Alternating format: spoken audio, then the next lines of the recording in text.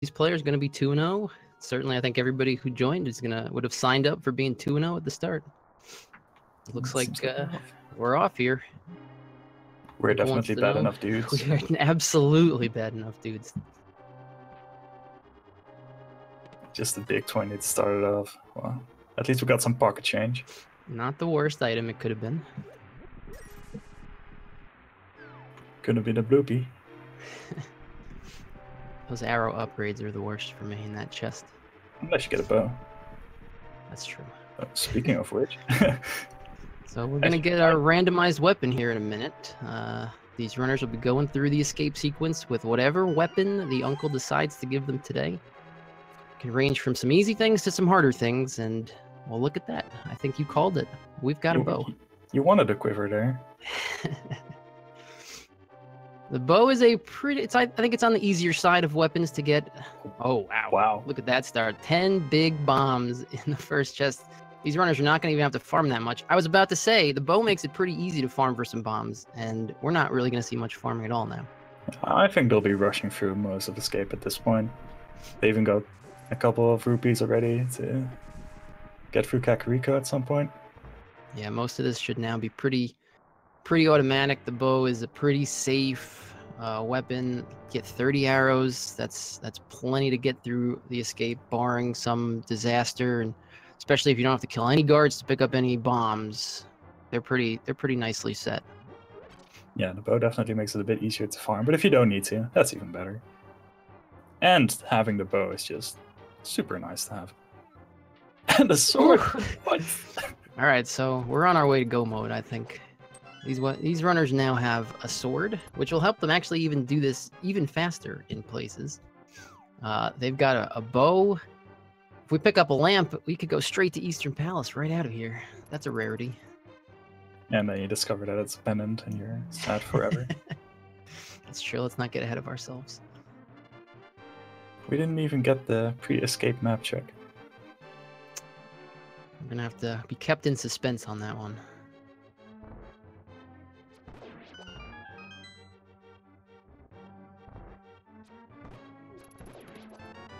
I see both runners are making pretty quick work. They were, in terms of where you can be at this point in a lot of rando seeds, this is pretty overpowered, I'd say, for the escape. Yeah, I would agree with that. You don't have to see no fancy bomb strats, no fancy Canis Samaria block tosses, just good old-fashioned shoot and stab. No pressure with your magic bar. You get the kind of burnout. Oh, no progression in Zelda's chest today, just the piece of heart. I'm almost disappointed that we didn't get anything else. Yeah, where's the fire rod? A mirror. Runners are going to have to work for it a little bit.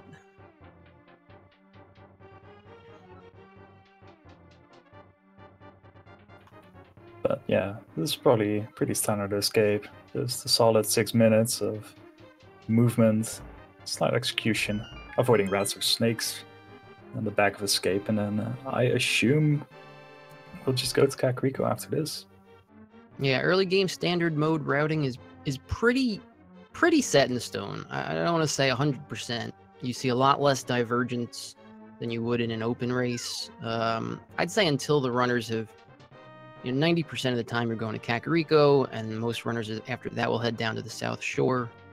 And it's only then we're going to really see the biggest chance for divergence. But yeah, yeah, it's like depending on whether there's already Dark World open or if you get the lamp and get to V29 does have a tendency to give runners a lot in Kakariko. So if we see a loaded Kakariko in addition to this loaded escape, we could absolutely see some divergence pretty quickly. So if you get Gloves, Hammer, and Moon Pearl in Kakariko, would you dive straight into Village of Outcasts? I don't think this is a version made for rushing Dark World as much as other versions might have been. I think skipping that South Shore and all the items that are in Mini Muldorm Cave, especially when it's very clearable with a weapon like the bow, you're taking a risk, I think, doing that. But it's certainly a viable play, and in a 1v1 race, sometimes you feel like you have to think a little outside the box to defeat one single opponent. So, who knows? That's definitely a good point. I haven't thought of it that way. I mean, I would agree. I would just usually go to South Shore and get all those sweet Sphere 1 progression. But if you're feeling a bit frisky today, then it's definitely an option. Coming up here on the back of the escape for Thalane, we're going to see what 3 items they'll get here. Well, there's one. We've got a very important Pearl and a Bombos medallion, which could come in very handy. This escape has been loaded. Grabs a full magic on the way out from that drop. That's pretty nice.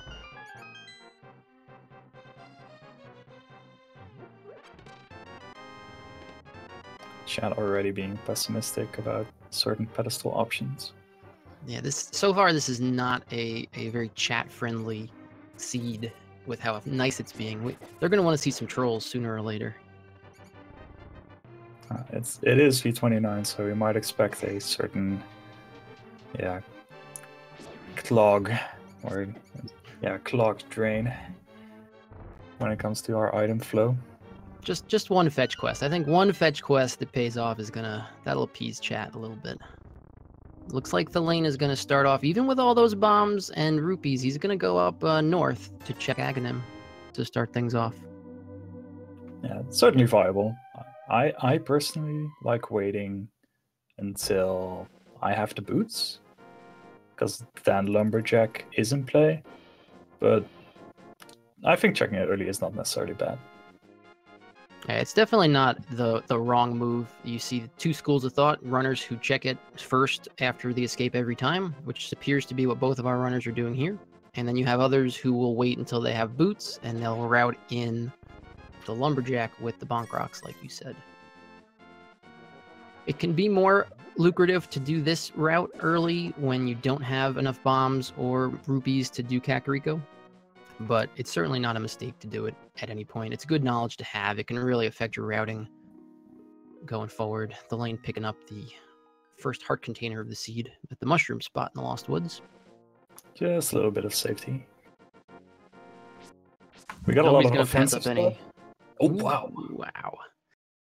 Nice little Kakariko, pre-Kakariko package going on. Where's our bottle? Well, the flute's going to make the early game route even faster, because if they want to do that South Shore, they can get right down there as soon as they're done with Kakariko. And 3 large gold crystals as well. I think Desert was a Pyramid Fairy crystal as well, so it does seem to be pretty quick so far. Yeah. Just wait for the other shoe to drop. We might need the Pegasus boots, that's true.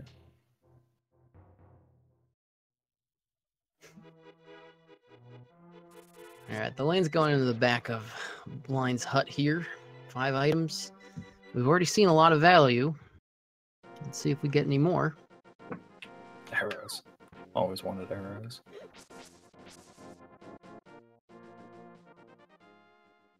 Alright, well, the progression had to stop at some point. So. I guess we stole everything before Blind could get it. Yeah.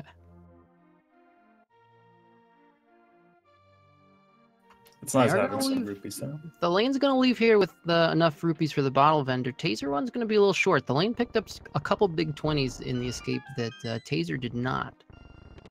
Depending on... Actually, I guess he'll probably just have enough counting the 20 rupees he's going to get in the well drop down. So he'll have enough for the bottle vendor also.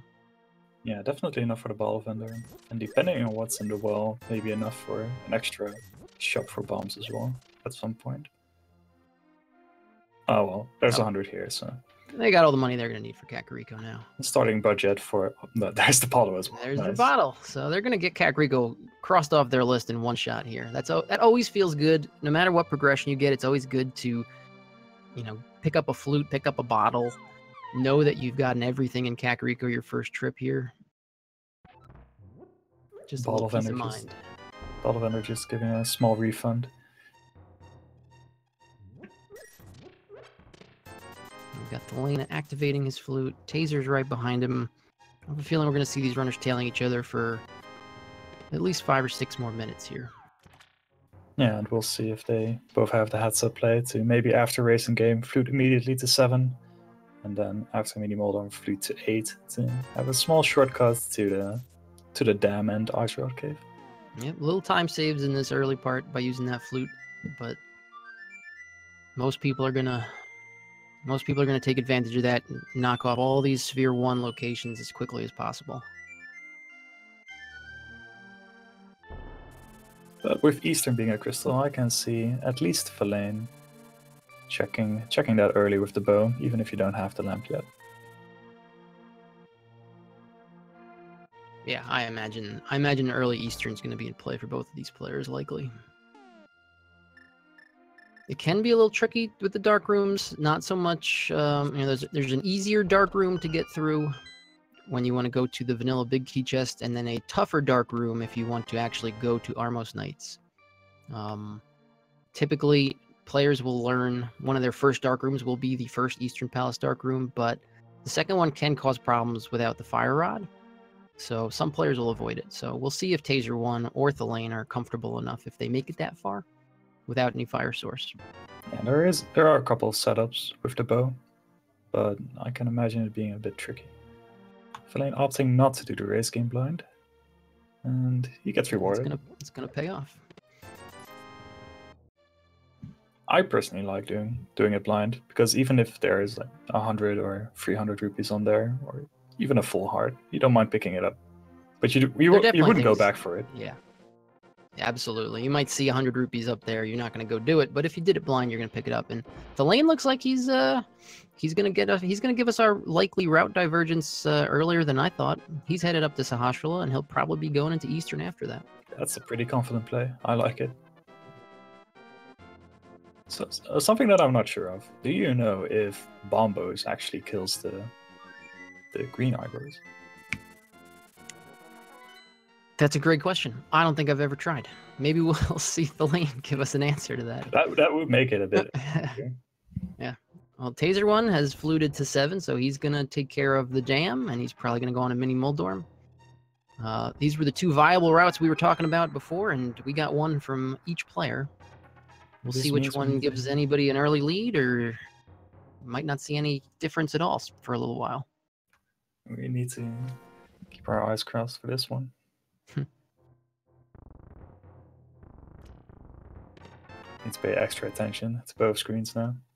Ooh, early mail upgrade, that's nice. It's an early mail upgrade, that certainly helps. And actually helps with some of the dark rooms too. Maybe if Taser wasn't feeling too confident in the dark rooms before, blue mail might push him over that edge.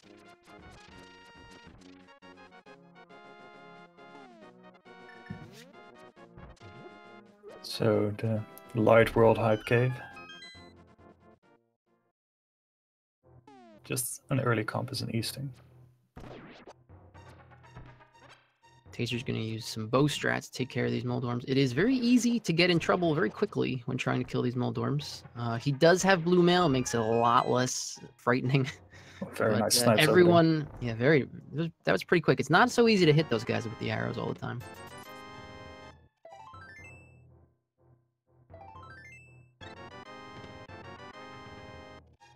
Ooh, there's the gloves. There are the gloves. Nothing else in there except the gloves. And actually both players with the simultaneous glove pickup. One in the Eastern Palace right side chest, the other in Mini Moldorm Cave. So we know where both gloves are, and both players have one. So is our virtual Dark World access. Yeah, we're going to be able to get into Dark Worlds, at least the less convenient Dark World portal, pretty early here. Yeah, it does mean that the eastern side of the world... Oh, and a sword upgrade. So the items are still coming pretty fast and furious here. Let me see if these runners can keep up with it. The Master Sword Beams makes the Dark Room on the way to Armos Knights a bit easier as well, to clear out the popos. Definitely. Nothing in Ice Rod Cave today. It's a pretty high percentage check in this version of the logic, as we see Thalane going through the first dark room here in Eastern. Yeah, I definitely like checking even Agina's pretty early. All the Sphere 1 locations like Ice Rod Cave, Agina, all of Kakariko, all of the South Loop have an average of 16 or 17% chance of having a progression item. So leaving those alone is not always as advisable. Yeah, this version especially seems like you're asking for trouble if you skip some of these higher percentage places. Thalane with a perfect Dark Room execution, perfect skip of the anti-fairies here in the vanilla big key room, and he's going to go open the big chest and then head to Armos. He could have even released the bee and caught the fairy in the bug net that he found earlier. It's true, they did get that vanilla bug net. We'll see if that plays a part in the race today. So it looks like apart from that glove, that's all the items that are going to be in Eastern. There was a sword there as well. Oh, and the Master Sword. That's right. I shouldn't sell Eastern Shorts so easily. Master Sword this early is a big deal. It helps. I know you don't. We have Dark World access already. That Master Sword is much more makes you much more comfortable in the Dark World than the Fighter Sword. Yeah. I mean, usually seeing early Master Sword or Cape, it's like, oh no, please don't be Aghanim, but we should be fine this time. Yes. Depending on where I think Thalane will be finding that other glove, and Taser's certainly about to find the other glove as well. Yeah, I assume Thalane will check the South Loop before going straight to Zora or something like that, because that's the only logical. Doesn't mean Aghanim is dead though. We could still possibly require Aghanim until we find the flippers or the boots. Yeah, what a hammer. East Dark World is definitely still closed off. Okay, let's see an Armos fight using the bottom right strat. I think he big fan of the bottom right strat. Thalane's got it. Thalane's got it right. Bottom right forever. Sometimes that happens bottom right, but that even happens with top right. So exactly. Very easy for that fight to go off script, and it feels bad because you feel like it should be so easy, but sometimes you're just not in the right spot. Taser picking up his Titan's mitts there. He's got Dark World access. Let's see if he's comfortable enough with the Dark Rooms to finish Eastern while he's here. Plane is done with Eastern now. He will be not fluting, saving and quitting. Probably forgot about that early flute. Yeah, sometimes it's hard to realize that you have that option. Maybe not, because he saved and quit the Sanctuary, so maybe he's Maybe he wants to do a quick Death Mountain check. No, never mind. Well, he'd use flute for that. He's maybe he's Houlihan. This might be Houlihan. Oh, that makes a lot of sense. Yeah, looks like he's gonna bomb himself into the hole here and wind up in the Houlihan room. Grab his 200-odd rupees and be that much closer to a Zora check at some point. It's not going to give him 500, but it sets him up nicely later for when he may need to spend some rupees and have some left over. He's definitely close, so that's nice. And it is a nice route because it will spit him out right here at Link's house, where he can now go do the South Shore. So nicely routed by him. He still could have fluted to 7. That's true. But it's such a nice looking route. Why ruin it with a menu? Yeah, very true. I mean, you already have the bombs for when you want to blow up medium wall, okay? Yeah. Thalane got a little stuck in the dark room on the top there. It looks like he's gotten the door now. Sometimes those stealthos can knock you around a little bit and make you lose track of where you are. Yeah, being stuck behind one of those bots is pretty annoying. But he gets through pretty clean. Minimal problems. He's through. Now the question is if he does commit to going forward to the Armos Knights.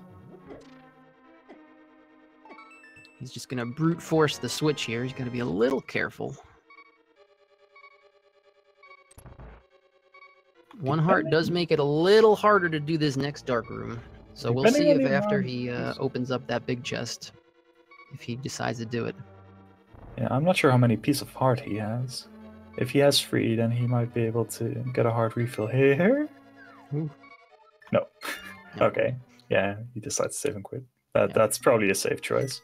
Definitely. Even if you are very comfortable with that room, a stray popo who walks forward instead of left or right could end your trip in Eastern right there. So Thalane about to pick up his Titan's mitts. All He now right. has Dark World access as well. Be curious with the flute and the Titan's mitts if either player opts to do a early Misery Mire area check. Having that knowledge is definitely nice, but probably not as urgent as it would be if you find the flute a bit later. Yeah, exactly. Taser's actually looking to rescue the old man. So he's gone right from one dark room to another dark room.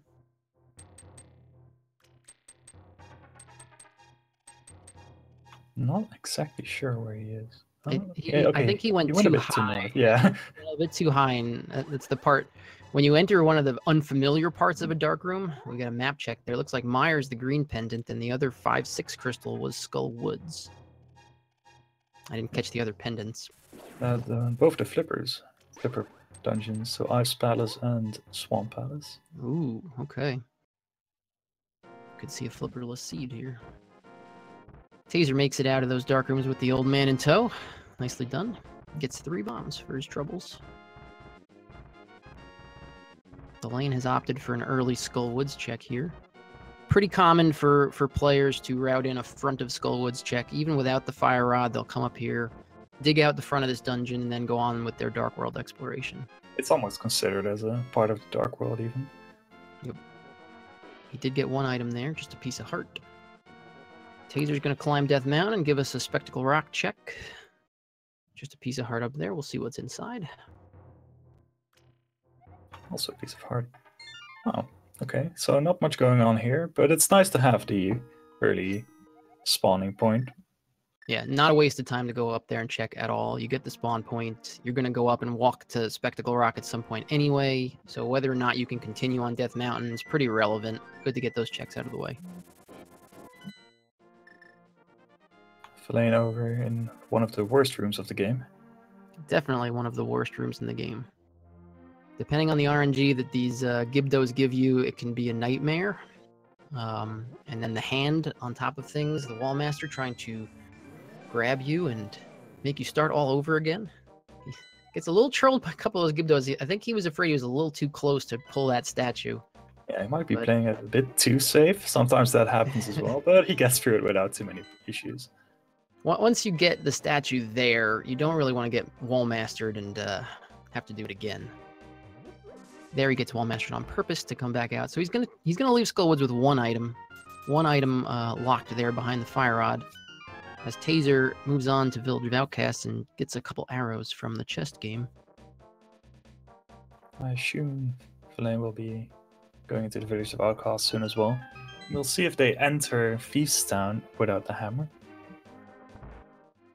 Thieves Town often, even without the hammer, feels like one of those mandatory dungeons to check. And that can lead to problems for people sometimes in the wrong kind of seed. Thalane gives us a check of the red boomerang sitting up there on top of the cape ledge. The wrong red stick.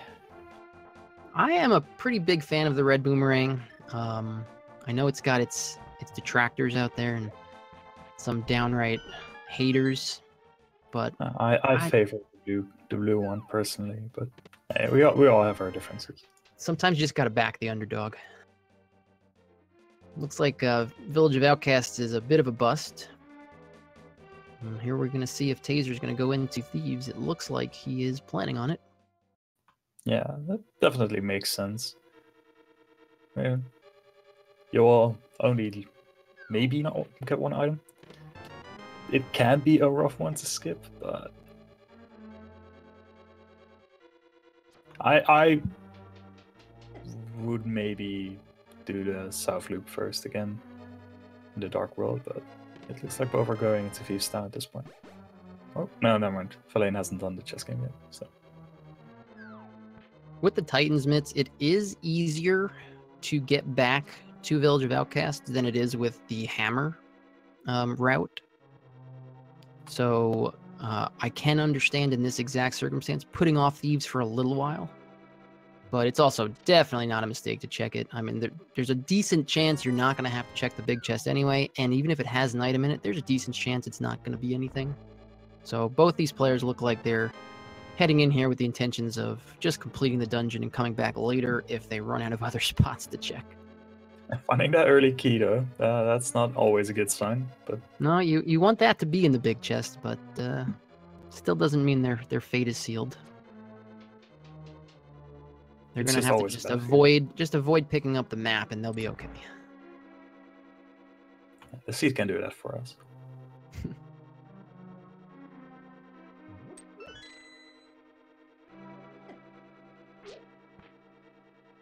But yeah, especially considering Thieves Town is a crystal, it's a lot more enticing to actually dip in here and complete it. Get it out of the way.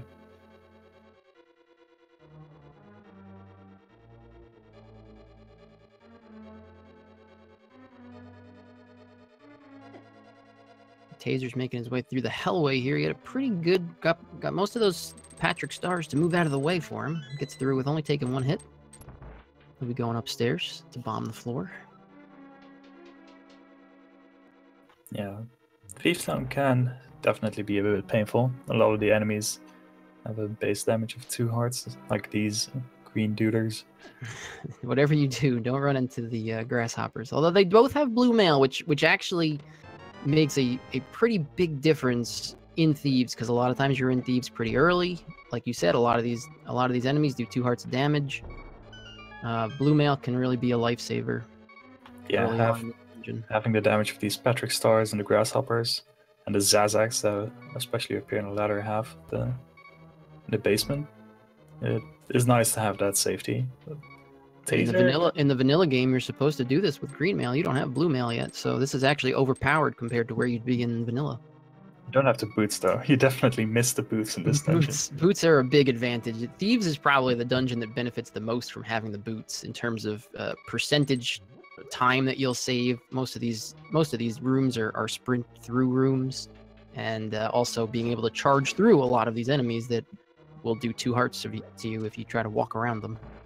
Thalane not happy seeing the map in the bombable floor room. Yeah, they know they're leaving an item behind now. There's one more chest that could potentially have the hammer here in Blind's cell. So they'll be crossing their fingers right now. And oh, well, it's not a bad find. They won't be disappointed in that, but they'll just have to hope that there's nothing in that big chest that they're going to need later.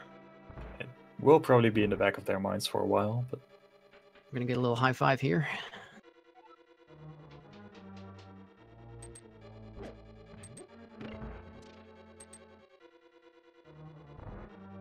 It's been pretty close so far. They've both had a few checks that the other hasn't done, but we'll be not far apart from each other. No, pretty straightforward so far. We're probably going to see, well, as we watch Taser's blind fight here. Blind is a boss you can keep on script if you hit them in the first frame of his vulnerability every time. But even when he gets off script, as long as you've got blue mail and enough hearts, you're not too worried. He can take a couple more hits here. Let's be careful now. 2 more hits. Ooh. Okay, he does get it. Ooh, just pulls it off. The more unpredictable that goes in the later cycles, especially he gets to the bottom of the room and then back to the top. There's no room to stand above him when he does that, and it can get very, very hairy very quickly. Yeah. And you really do not want to... Oh, wow. Thalane having a perfect fight. Thalane, very nice. Kept him on script the whole time. Just a little bit into the light. So, well, I mean, those frames are definitely acceptable. Better than I can do most times. I was trying to say, yeah, you don't want to die to Blind because the refight is absolutely terrible. He starts a lot higher, so you cannot even start on script because he'll move there before you can reach him at the bottom of the room. And Thalane looked like he was a little upset at not being able to get the last item out of there, dropping a bomb right at the entrance. Yeah, he wasn't pleased when he got the map and after he finished. Always makes me wonder how quickly he'll go in there once he eventually finds the hammer. Well, both players are going to do some digging here first. Not going to be too happy about that. 80 hard-earned rupees wasted on a bomb upgrade. Sometimes the dig quite some game digs even as well. pay for itself too, but there were not very many rupees dug up either, so. Mostly green ones on the Thalane side. Yep.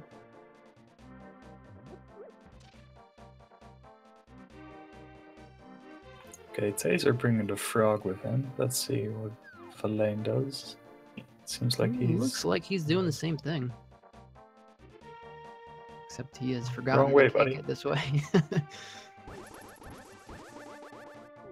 Sometimes the difference between light and dark will trips me up there as well. Yep, I think everybody's done it. Another big bomb bag. Boy, they have got plenty of bomb capacity at this point.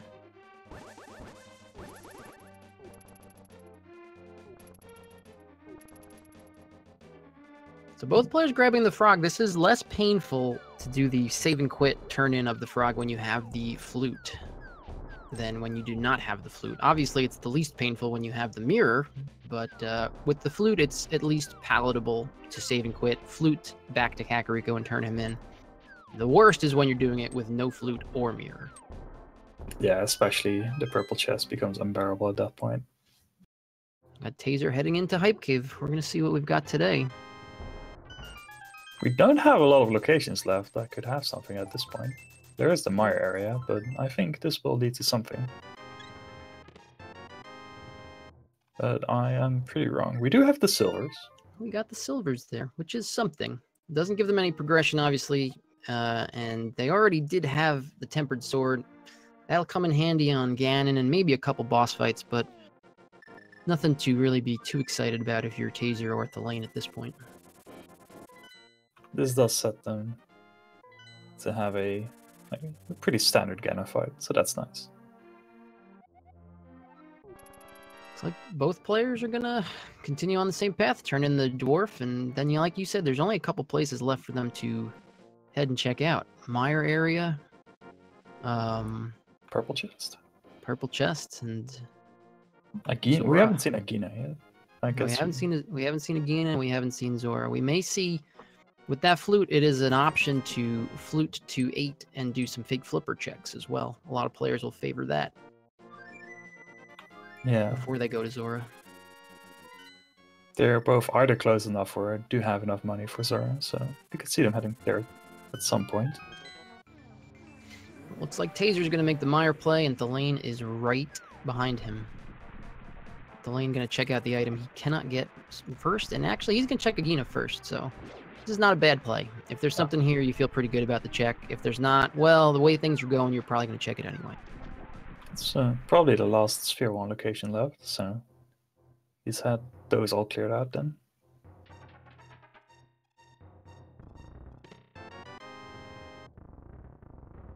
Taser picking up an arrow upgrade.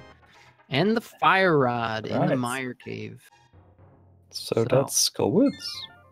There's that second item in Skullwoods that's open now, but that is it. That's all that the fire rod opens up right now. Until we get the flippers. And then we maybe see a very nice hammerless and hookshotless ice ballistic. I think both players will run for that option. I mean, if you're named Problems RL or Hippo, then I just immediately go there. I've heard that ice can be nice. Not in V29 though. It's not something I'm jumping at to do. I think we saw Bombos there from Mire, wasn't it? I think it looked like Bombos when Thalane checked it as well.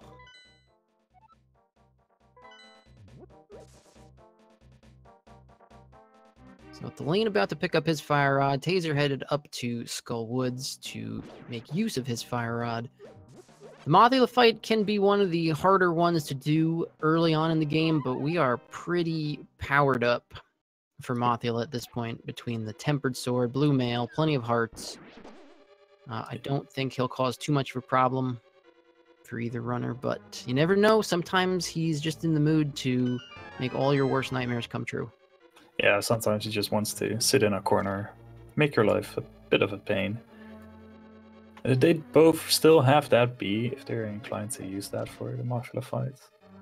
Can be a swaggy way to deal some damage, but it can also make it a little less predictable to get those tempered hits in when he's being... I wouldn't recommend it if you have tempered. That's usually a fighter sword strat, is to release your B. With Tempered Sword, it's only going to take 4 hits, and the first hit is pretty easy to land if you time it right, so it's really only 3 after that point. So Tempered Sword, definitely one of the nicer things to find when you need to go do Mothula early, like both these runners look like they're doing, and they're really neck and neck at this point. Yeah, the only thing TazerOne still needs to do is to get the item behind Mummy Room, the vanilla big key chest.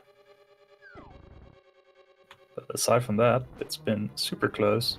He may opt to just kill both Gibdos here with the Tempered Sword. 2 spins should be enough, 4 slashes. It's better to be safe than sorry in this case. As overpowered as they may be for Mothula, you still don't want to take too much damage on the way to him. And with more mummies coming up, it's definitely possible to be taking several more hearts of damage before you get to him.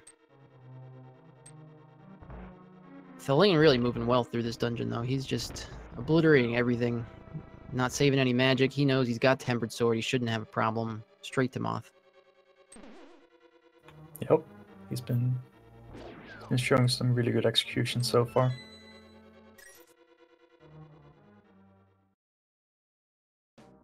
Already has a key, doesn't need to pick one up from the mummy. And off to Mothula he goes. With TazerOne right behind him.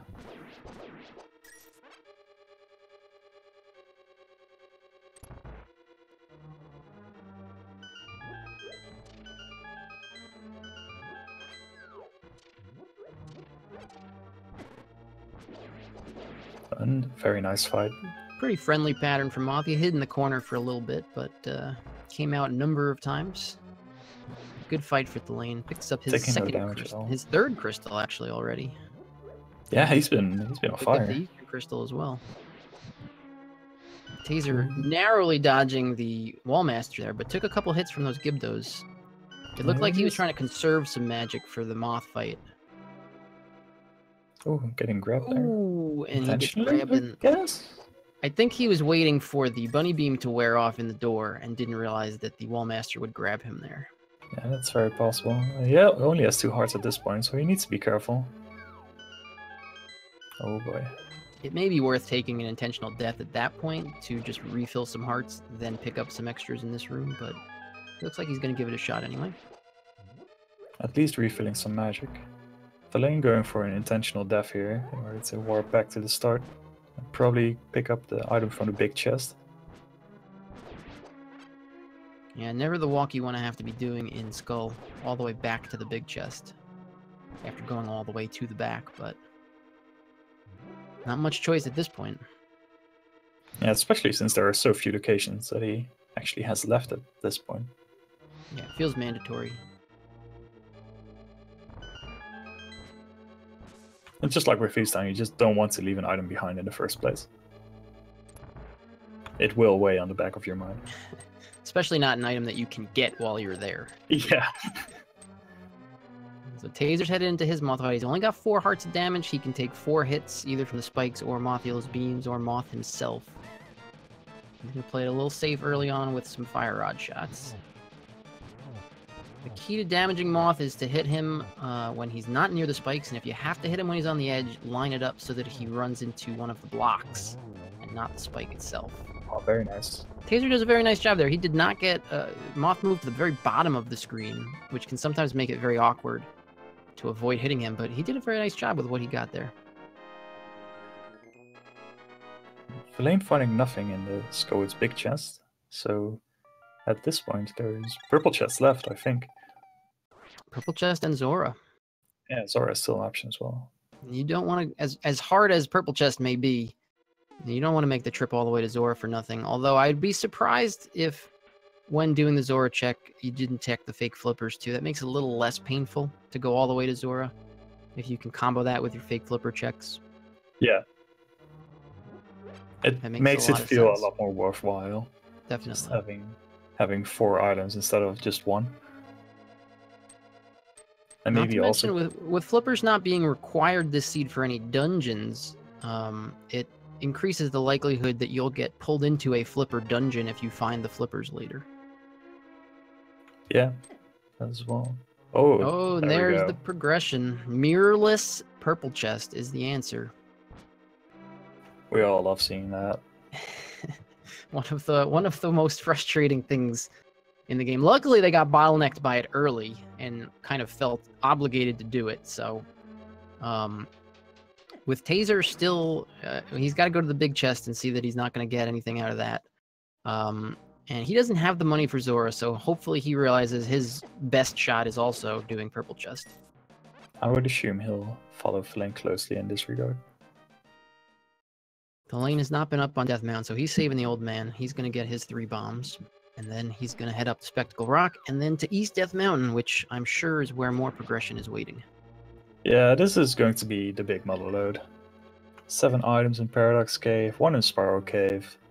Then we get another 6 items in the Dark World. Taser trying to catch this fairy here. He's released his bee, and he manages to catch the fairy and not the bee. That was some pretty slick net strats there. He even got the double catch. Yeah. But he prompted not to keep them in the same bottle. He's going to check the big chest the vanilla way, looks like. No bomb jump required. That's not bad to do, especially if you can just save and quit afterwards. Yeah, and especially coming from the direction he was coming from, it's fine. He actually probably doesn't want save and quit. I think he would... Is it faster to walk to Purple Chest right now? And it would probably be close. Yeah, it's probably close. With the flute, it's probably close. Certainly without the flute, you probably want to stay in the Dark World there, but... he's only got 2 options, so let's see which one he goes for. Meanwhile, Thalane's coming up on the actual value here on East Death Mountain. It's pretty interesting, considering how much they got early. Their menu is pretty sparse. Ah, there's the mirror. There's the mirror. Taser hasn't checked Agina yet. Yeah, that's right. He didn't do this check, so this makes much more sense to check before you do Purple Chest, if you have to save and quit from where he did. So, the mirror unlocks a whole load of goodies. He also finds the cape, which we know does not lead to anything except the red boomerang. Oh. Half magic, very nice find as well. They are really set on a lot of safeties now, with cape, blue mail, tempered sword, plenty of hearts, half magic. Yeah, survivability and offense, they're pretty set at this point. There's not a whole lot there. Silver arrows, yeah. Ganon should definitely not be an issue, nor any boss, probably.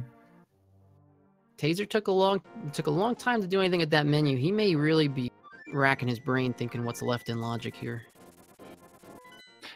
There was a hammer on the floating island. Well, we can get that. Yeah, that's reassuring. So like Taser's doing the fake flippers. He's gonna go to Zora. He doesn't have the money for Zora. He may pick up the money for Zora on the way. But hopefully he remembers that purple chest is in logic. He did bring the dwarf home. It can sometimes be something that is hard to keep in your mind as a possibility. There's not many seeds where you need to do that purple chest without the mirror. Yeah. So let's hope he remembers. It's a lot less convenient than having the dwarf run around with you as well.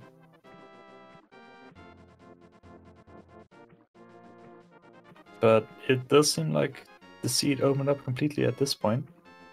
With the hammer and the mirror, there's going to be a lot of locations that Thalane will be able to check. Yeah, Thalane has got his pick of places to go next. With that mirror, he's about to pick up the hammer. He can do many things at this point. He can head over to Hera, complete Hera. If he wants to do more dark rooms, he can go to Pod. He can head over to Ice if he's really feeling saucy. He can go check out the Mire area and go into Desert. A lot of options open to him now. Yeah, and Logically, there's only so many items that we need, I think, depending on what Medallion Turtle Rock needs. It's maybe only the cane and the ice rod. Only bombos. Alright. So So no, we've got all the medallions.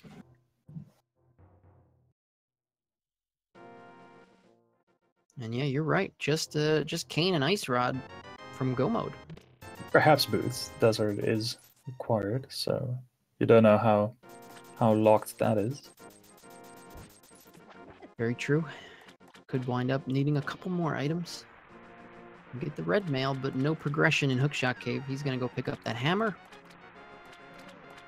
And then it'll be very interesting to see what his next play is. I assume it's probably going to be over to Hera. Yeah, Hera into Spy Cave, and then... No, the world's your oyster. Always nice to clear out Death Mountain entirely in one trip, minus Turtle Rock, but the entirety of Death Mountain cleared out in one shot is a pretty good feeling when you're running a seed. Especially when it has as much progression as this one's had. Yeah. Thalane did get 300 rupees from one of those chests, so he's got enough for Zora. He's headed there now. And, well, he's not going to be disappointed, but he's maybe going to be confused by where he's got left. With the butter sword. Save and quit, so... small fault thinking there. Oh, okay. Maybe a bit more confused than I thought he was. He is pulling out his flute. So. He looks like he's got a purpose, so he fluted to the right spot, so it looks like he knows where he's going. Okay, that's good nice. news. It's always a bad feeling once you see a runner just stare at his screen, wondering what to do, what you missed. It's a bad feeling to be staring at your screen, wondering what you've missed too.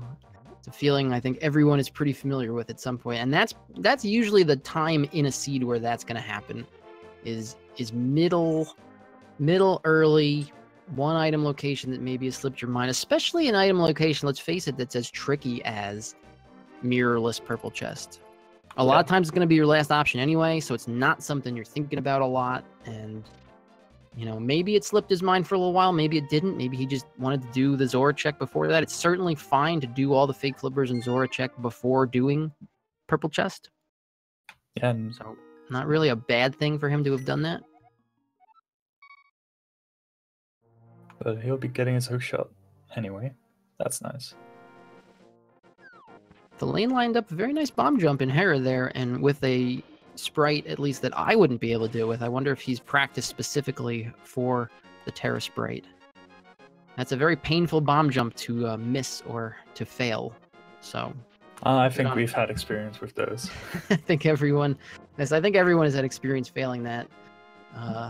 Typically, if you're doing it with a sprite like this, you're very comfortable with lining up based either on the shadow or on the top of that specific sprite.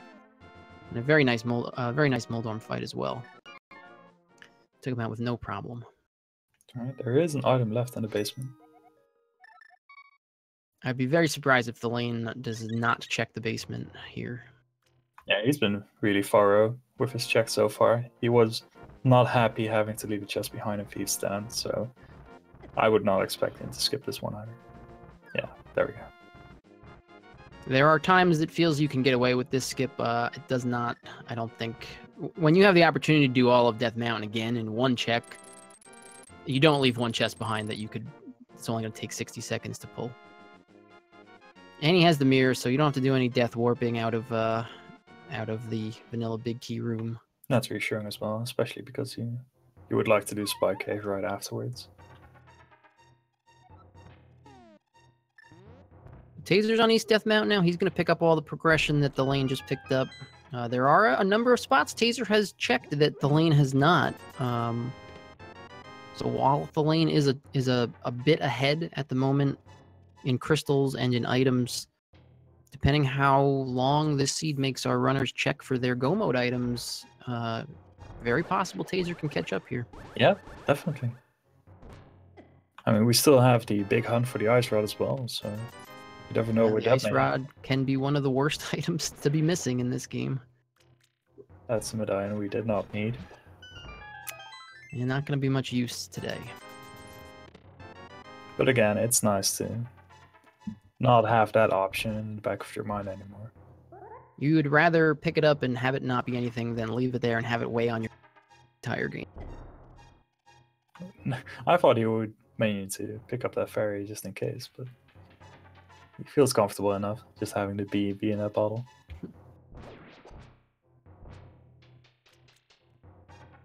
So with the newfound hammer and mirror, where do you think, or where would you go in this situation? I would assume that Thalane, given that he was very comfortable running straight to Eastern Palace earlier, is going to head to Pod as long as he doesn't feel too terrible about those dark rooms. If he's not comfortable with the dark rooms, I don't think it's a crazy thing to go check out Desert and route in your checkerboard cave check as well. Those both sound very reasonable. I would agree with those decisions, yeah. It looks like he goes to the Mire and Desert area. It's also helpful to know whether or not you need to find boots. So Yeah. he's gonna be able to go in Desert and see, are boots required here or not, and maybe he'll find progression as well. So it makes a lot of sense. This is his last unknown with the seed. You want to kind of get this knowledge out of the way sooner rather than later. Yeah, information is definitely a boon.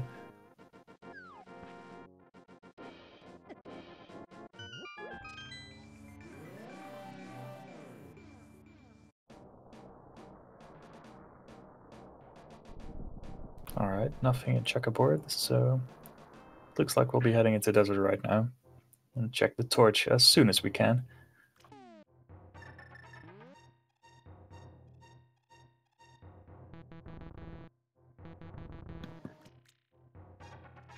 We have our esteemed restreamer, Iceman, correcting us in chat that Ether is apparently the Mire medallion.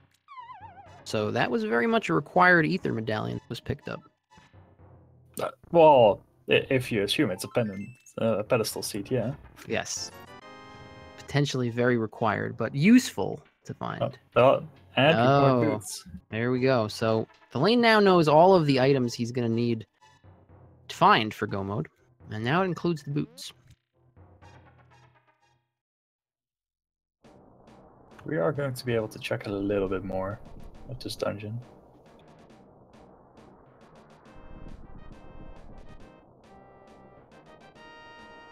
Taser doing his checkup here on Dark Death Mountain for Bombos and T-Rock. He's going to be going into Hookshot Cave. Won't find anything, but he'll be able to pick up his hammer.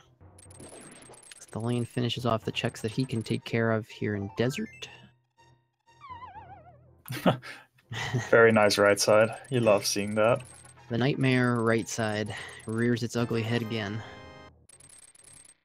So now he'll probably go to the other side of the world.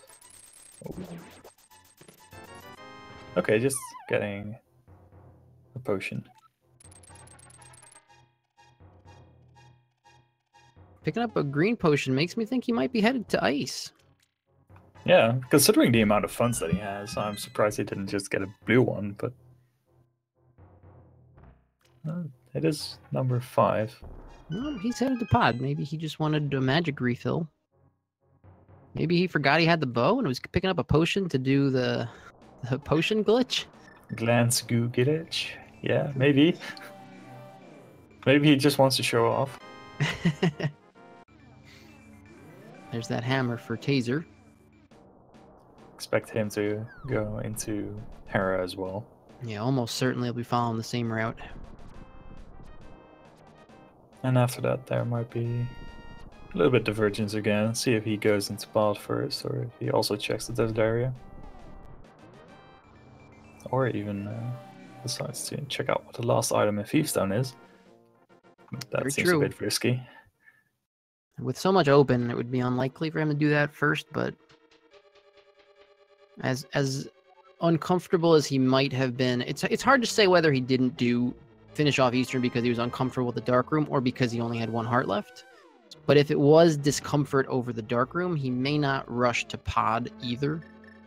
Although he does have the fire rod now, which makes a couple of these dark rooms in Pod a little more bearable. Yeah, as long as he has a map, then the maze is definitely doable. But aside from that, you can light the torch in the rupee room. That helps a lot. Yes. We do have a bow-locked pod as well. We got the big key in that first chest for Thalane. Good thing we found the bow early. Read from that what you will.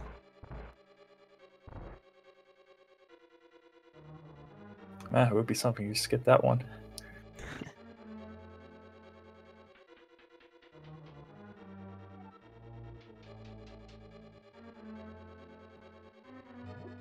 Looks like he is going to do the bottle glitch unnecessarily, but a little bit of swag. What a show off! What's next? Him trying to do the Waffle House or something once he finds the boots?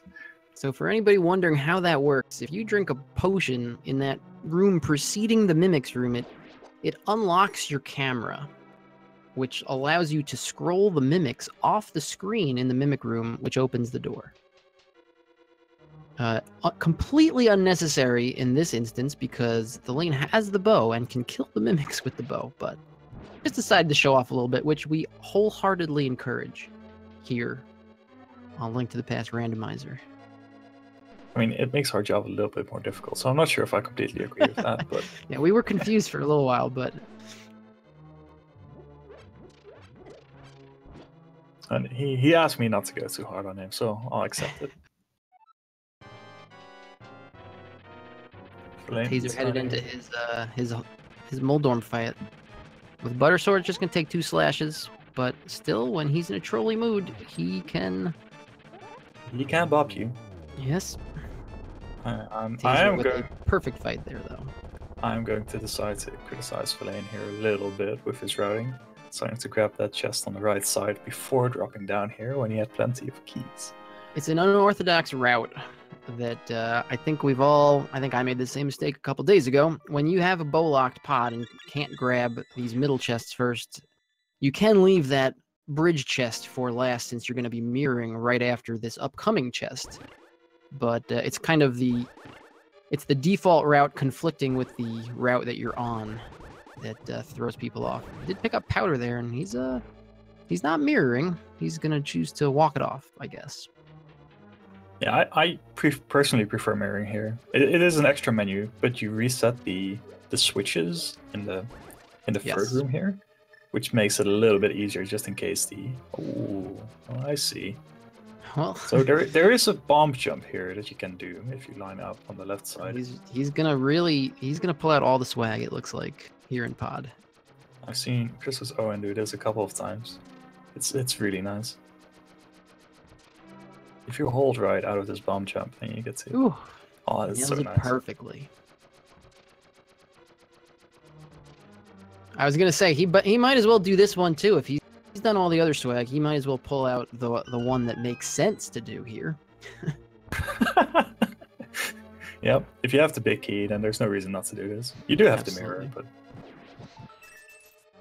Well, unfortunately it wasn't necessary because he wouldn't have had to open that. Well, he probably wouldn't have had to open that chest if he'd done it normally, but yeah. Some people get thrown doing this room backwards. I know that I'm one of them sometimes. Nice lag also going on here. Yeah, why would there even be lag? There's only like a bit of fire and a bit of sparkling. You don't even have to render all the... How many sprites are really on the screen right now? Come on. It's because of the 1,000 rupees, I tell you. Thalane not having any problems with that. He picks up some rupees in that chest, so... More lag. he seems to have no problems. Wow. Very, very clean. Very nice. He even took a few hits, which is the thing that'll throw you off in that room more often than not. But he went through with no problems. I so wish that there was a lamp in that chest. Lamp does like to be in that chest, so... Alright, looks like he's had his fill of dark rooms, though. He's going to light the torch here. Just more rupees. Wow. Just pick up some more lag. And an empty bottle. Okay. So, Taser might be going back to that Thieves chest. There are a couple of overworld spots that require the mirror, like Graveyard Ledge That's and true. K45. And I don't think he's checked. I don't think he's checked the Cape Ledge either, so he may not know that that's just a boomerang.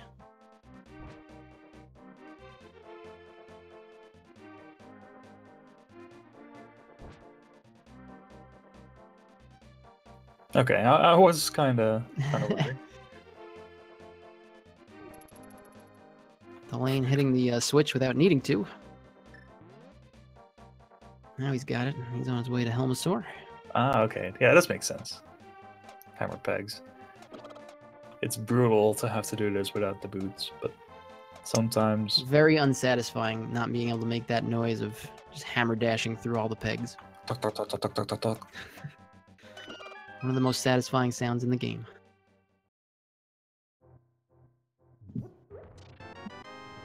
Uh-oh. Ooh. Not strictly required to beat any dungeons, but could be required for some items. Yeah, Taser has already done the flipper checks too, so that could pull him into a dungeon sooner rather than later. Yeah, this does open up a few things that... Oh, he is actually going to Thieves on as well. He's gonna do... All right, well, if you're in the area, this is not a super long check. It's about, I think, maybe 90 seconds if you're already in Village of Outcasts. I think we timed out with having the boots. Yeah, so with the boots, it's a little less painless. We're here in this room. You might see it. Once he started moving diagonally, there was so much lag. In rooms with a lot of sprites, you want to move as much cardinally as you can. Somehow, I don't know why, this game is weird. Just one of those other cardinally... well-programmed things in Legend of Zelda: A Link to the Past. Moving diagonally causes more lag than moving cardinally. Here's your Link to the Past 101.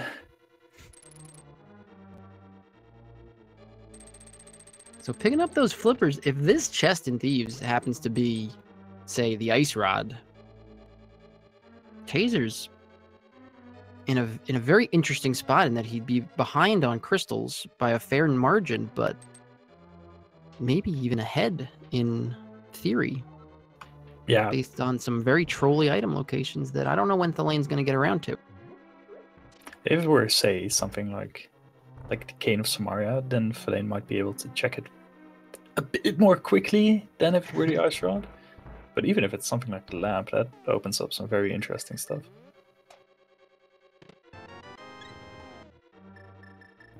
Just a big heart. Well, at least, again, it's not on the back of his mind anymore. At least there's that. It's definitely not something you want weighing on you the entirety of your run as you search for the Ice Rod in every last location that Hyrule has to offer. And they're quite some. 216. So Thalane looks like he's choosing to walk out of Pod. He's probably headed over to the pyramid and may even continue on to Catfish, walking this route. Yeah, that would make sense. This is another one that, with the boots, feels a lot better than without the boots. Yeah, so without the flippers, there is only so much you can check once again. I think he's exhausted most of the hammer-locked spots that are in logic. What's probably going to save Thalane if those flippers are required is that he has the powder now and can very easily combo a magic bat check with the hammer pegs. Yeah, there will be more incentive to go into that general direction again. But again, we don't even know if those flippers are going to lead to anything. Just the single arrow there on the pyramid. Wow, again. He likes hanging out there, apparently. Not opt to pick it up. It seems to be there a couple times today.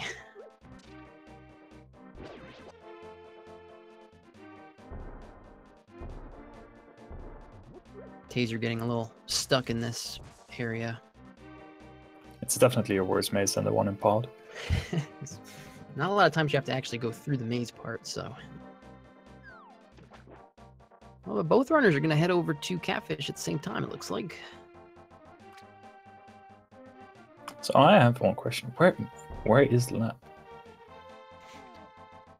That lamp logic can be among some of the worst and trolliest in the entire game, a lot of times. So, it's probably in Turtle Rock. Great. The single arrow on the pyramid and the single rupee at Catfish. That's quite a combo. Just lovely. Yes. Why wouldn't it? So Thalane heading over to Zora without having the opportunity to check the waterfall cave. While TazerOne is doing the reverse routing, heading over to the pyramid first and then maybe deciding to dip into pod as well. Yeah, there's not a great way to combo Catfish and Pyramid when you come from the north like that. So some runners will just choose to check one and not the other. So he may very well go straight to pod after this. It's quite a hike, but you gotta get there sometime. Thalane picks up his butter sword, and he's actually chipping away at those item locations that he opened up with that bounty on Death Mountain. Would not be surprised to see him opt for a powder turn-in and combo that with the Peg Cave. And maybe also checking the last item in Thieves Town if he's there anyway. Yep. Looks like he's finally going to get his Ice Rod Cave check-in. He has that earlier. Yeah, he opted to go straight to the Dark World after Mini Moldorm. That actually makes quite some sense.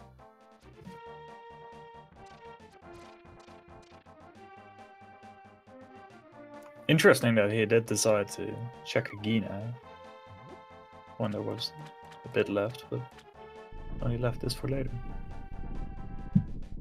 So Thalane has 5 crystals at this point. He just needs the boots to be able to clear desert.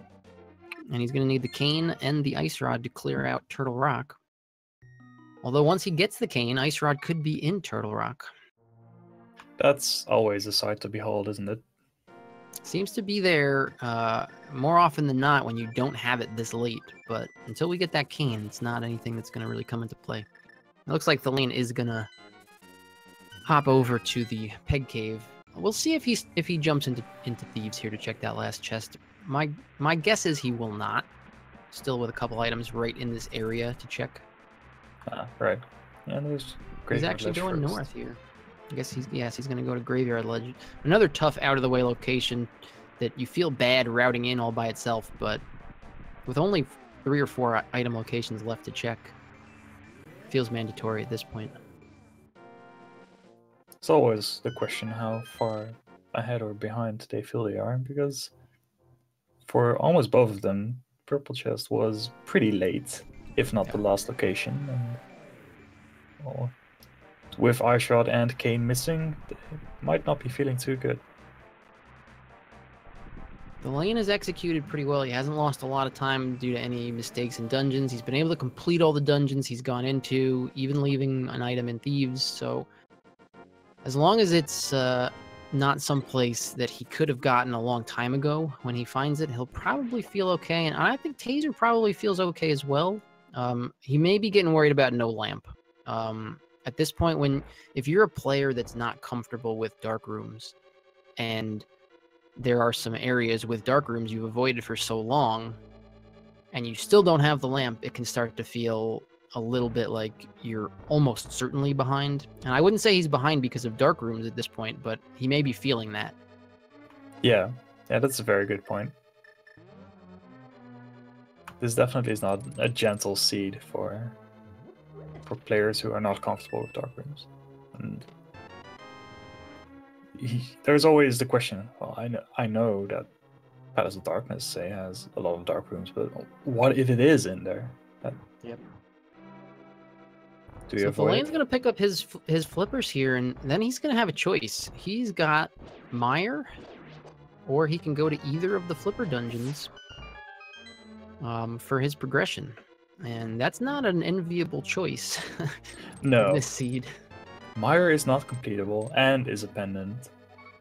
And Ice Palace and Swamp Palace just take very long. Oh, yeah, he's very expressive with his decisions and his results. He's not happy about where this seed has decided to send him, especially because you get at this point and you feel very close. You assume the next piece of progression you've got is going to lead you to the rest of the seed, and it happens to be the flippers, which is what you definitely did not want to see. The wrong blue item. He's also got the flipper checks to do first. He'll probably do those before heading into any of these dungeons, but we know that that's not going to pay off for him. Yeah. Yeah, those are some spots that Taser has checked a bit before, so this might even things up a bit.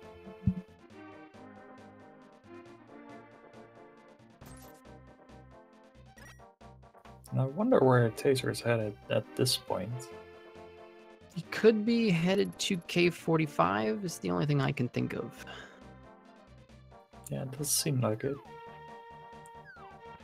I'm a bit surprised he didn't go via the portal near Swamp Palace. But...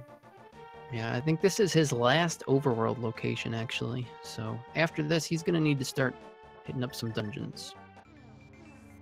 Yeah, he still has Eastern to complete, pots to dip into.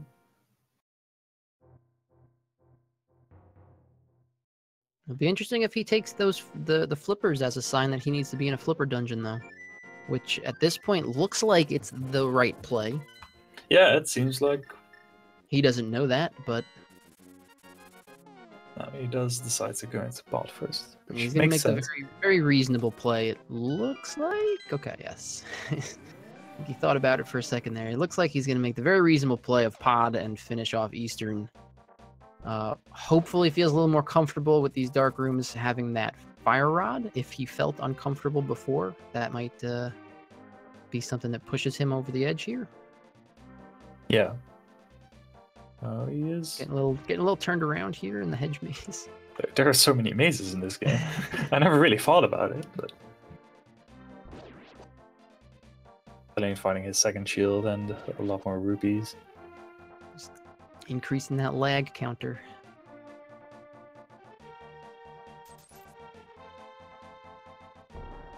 And it looks like he's going to go into ice.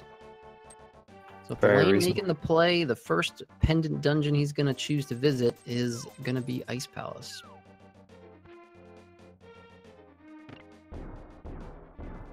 Yeah, when having to decide between Swamp and Ice, I probably would choose Swamp. I would be happy, but I think the density is just a little bit higher.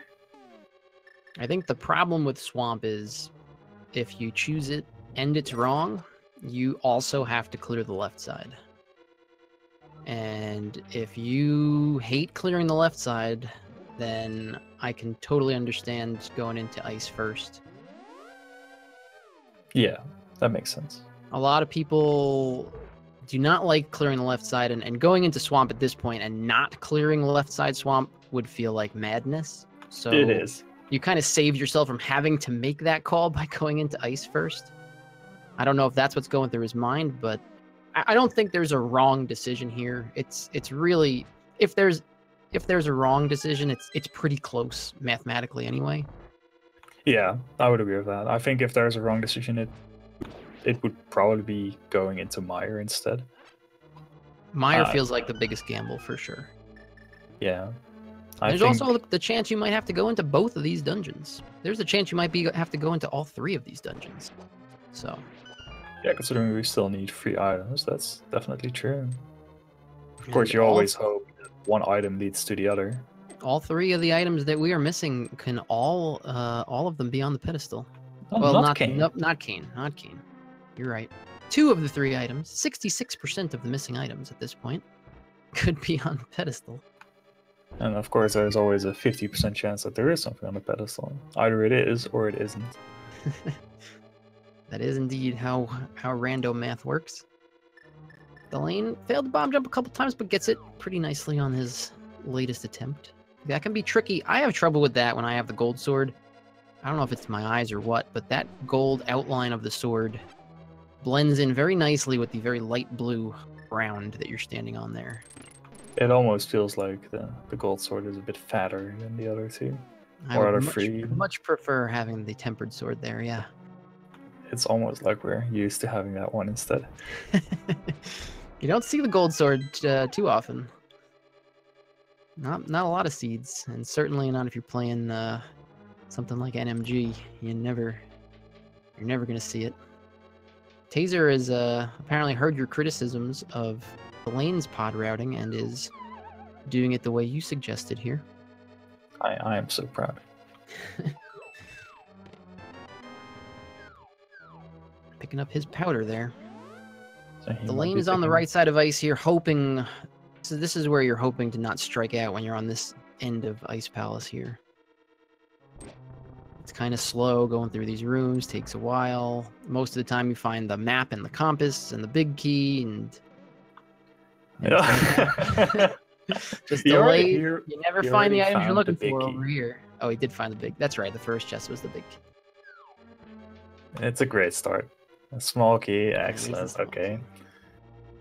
This is a lot like the front of pod, I feel like a lot of times in Ice. You just find things that lead to other chests and not the items you're looking for. And so when you're in here and you don't know that you're supposed to be in here, it feels really bad. Yeah, but you feel like you have to do it anyway, because who knows, you might just find the boots here. Oh, he gets a big piece of heart for his troubles. That's the first item out of Ice. We've got 2 to go. At least with the small key that he has, he gets to bomb jump over to the next room and then open the door to get to the iced tea room a lot quicker than he would otherwise. Ah, there's the lamp. Very nice location for that. Be a little bit too high for that? Palace. No, okay. Oh, I've never seen it quite set up like that, but that was very nice. That's another bomb jump that it's not so bad to fail. It will cost you a little bit of time, but you're going down to that big chest room at some point anyway. It feels worse to fail that when you don't have the big key yet. Yeah. It looks like Taser is headed into Mire here, so he's making a big play into Mire with no Cane of Samaria. He'll be able to get at least 1 item and at most 2 items. Well, if he finds the cane. He finds the cane, kills Vitrius, goes to Sahasrahla, tries the bird toss. Oh, he tried the bird toss. That counts as a bird toss in spirit. He tossed it. It may not have gone in the water, but he tossed it.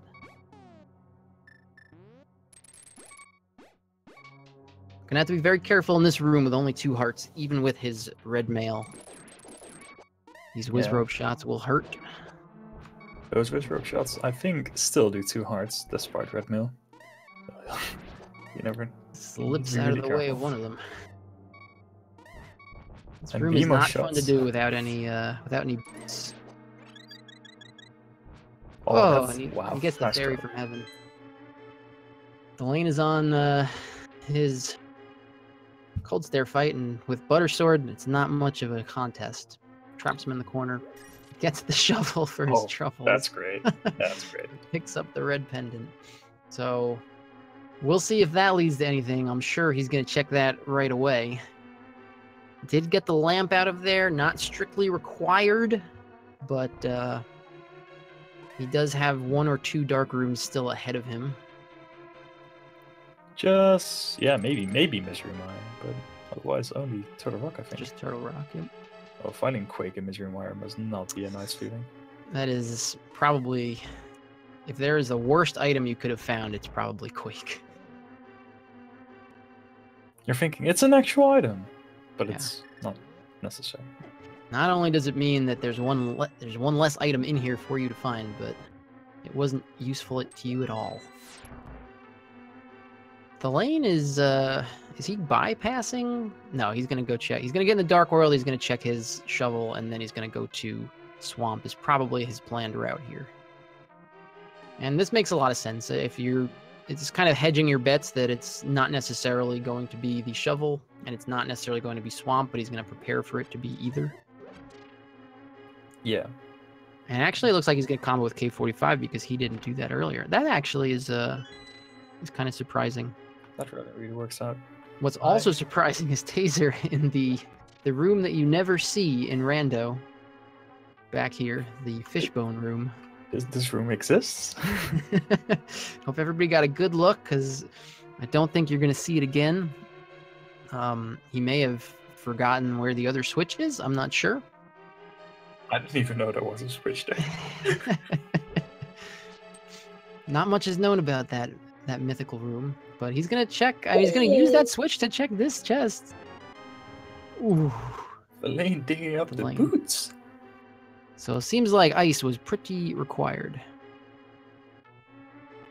So that's 2 items in desert, plus 2 items from Pyramid Fairy. And that's very bad news for Taser's chances of finding something required in here. All you can hope for at this point is that the ice rod is in here. I think that'll be his biggest opportunity to stay in this. With those boots, Thalane's about to have his 6th crystal. He's going to have 4 very nice spots to check if an item that he's looking for is not in here at Desert. But I agree. Right now, the best chance for Taser is that the ice rod is in here, and Thalane is about to find the cane and then ends up in Turtle Rock without the ice rod or something like that. Yeah, Taser will have to move his way over to Ice Palace himself very quickly. Well, if his plan is to make the more low percentage plays instead of going into pod or something like that, he may go to ice next. It's very possible. Thalane does find the Cane of Samaria over in Desert Palace in the big chest. So he only needs the ice rod in order to enter go mode at this point. 1 item from go mode, and he's got some very nice locations left. If you believe that the logic linearly sends you on a path, this could be boot locked, and the ice rod could very easily be in Turtle Rock. Or on Sahasrahla.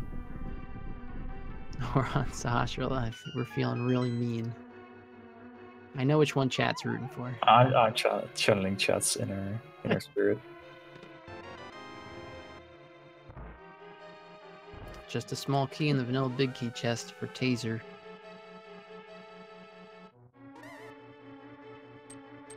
Then he has only the big chest left, I think. Yeah, that's it. At this point, only the ice rod, I think, is going to save him here. In fact, I know only the ice rod is going to save him here. There's also a chance. There's also a chance the rod is in swamp, but yeah, nice. I don't think Thalane will be checking that right now. No, I can't see him until he's gone all the way through Turtle Rock. If the ice rod is someplace else, I can't see Thalane finding it until he's gone all the way through. And it was a very nice Silver Arrows fight from Thalane there. Yeah. Just the compass for Taser. So that confirms the last item on the video. It increases the chances that it is still related to the Cane of Samaria for that dungeon, but without the Cane of Samaria, Taser can't actually check that. Oh. 7 probably means Swamp Palace coming in. I think Thalane is going for Pyramid Fairy before Swamp, yeah. And yeah, then that makes a lot. Thalane's gonna check the Pyramid Fairy, and he's very likely gonna check the Bonk Rocks with his boots before either gambling. It feels like a gamble either way. You can gamble that the Ice Rod's gonna be in Turtle Rock, or you could gamble that the Ice Rod's gonna be in Swamp. They both feel like gambles, and they may be his only choices. As weird as that actually sounds. With Ice Rod, it just never feels like a right decision. Yeah. Getting some very nice dashes off using that hook shot with the bomb. If you hook and dash right after your hook shot is complete, you will maintain control of the bomb instead of leaving it behind. And it does actually get you over to the pyramid a good amount faster. Yeah, so showing some real good execution. Just over minor glitches, small tech. Definitely something to watch. Taser looks like he's going into Swamp, while Thalane opens up the Fat Fairy chest and gets nothing for his efforts. So quitting, maybe implying that he's going to spawn on Death Mountain. Oh. Or The Bonk Rocks, right. he's going to the Bonk Rocks. Making nice use of that mirror to get out of the sanctuary. I think it's a half-second faster than dashing when you take into account the menu. That's 2 extra menus. I'm not sure how I feel about this. Well, if you like seeing the low menu time at the end of the game in the credits, then I know which way you want to go. With how early you found the mirror and the flute, the low menu time is not going to happen. So Thalane has got one more boot spot to check, and then he's either got to make a decision about Swamp or T-Rock, and honestly, it's probably going to be T-Rock for him. Most players, as a rule, if they are missing Ice Rod and there's not many places left, they will gamble that Ice Rod is in Turtle Rock. It's always so tough, isn't it? It's like, oh, there's only so little locations left. I might as well check those before heading into T-Rock, or oh, there are so little locations left. I might as well go into T-Rock because it's the highest density. Yeah, and it actually even makes it more likely to do it if you are aware that everyone else likes to do it. So if you're in a 1v1 race and you know that that's a thing that most people like to do, you don't want to be left out of the people who are doing that if it's actually there. Not even trying the Waffle House. No Waffle House for Thalane today. He's swagged enough. I think we can let him off the hook. Fine. He's brought the requisite amount of swag, I'd say.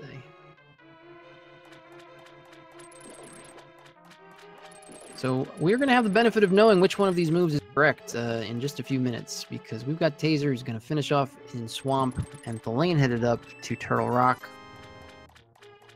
And if neither of them finds it, then, you know, still in Mire, or maybe it's on the pedestal. Oh boy, we know what Chat's rooting for.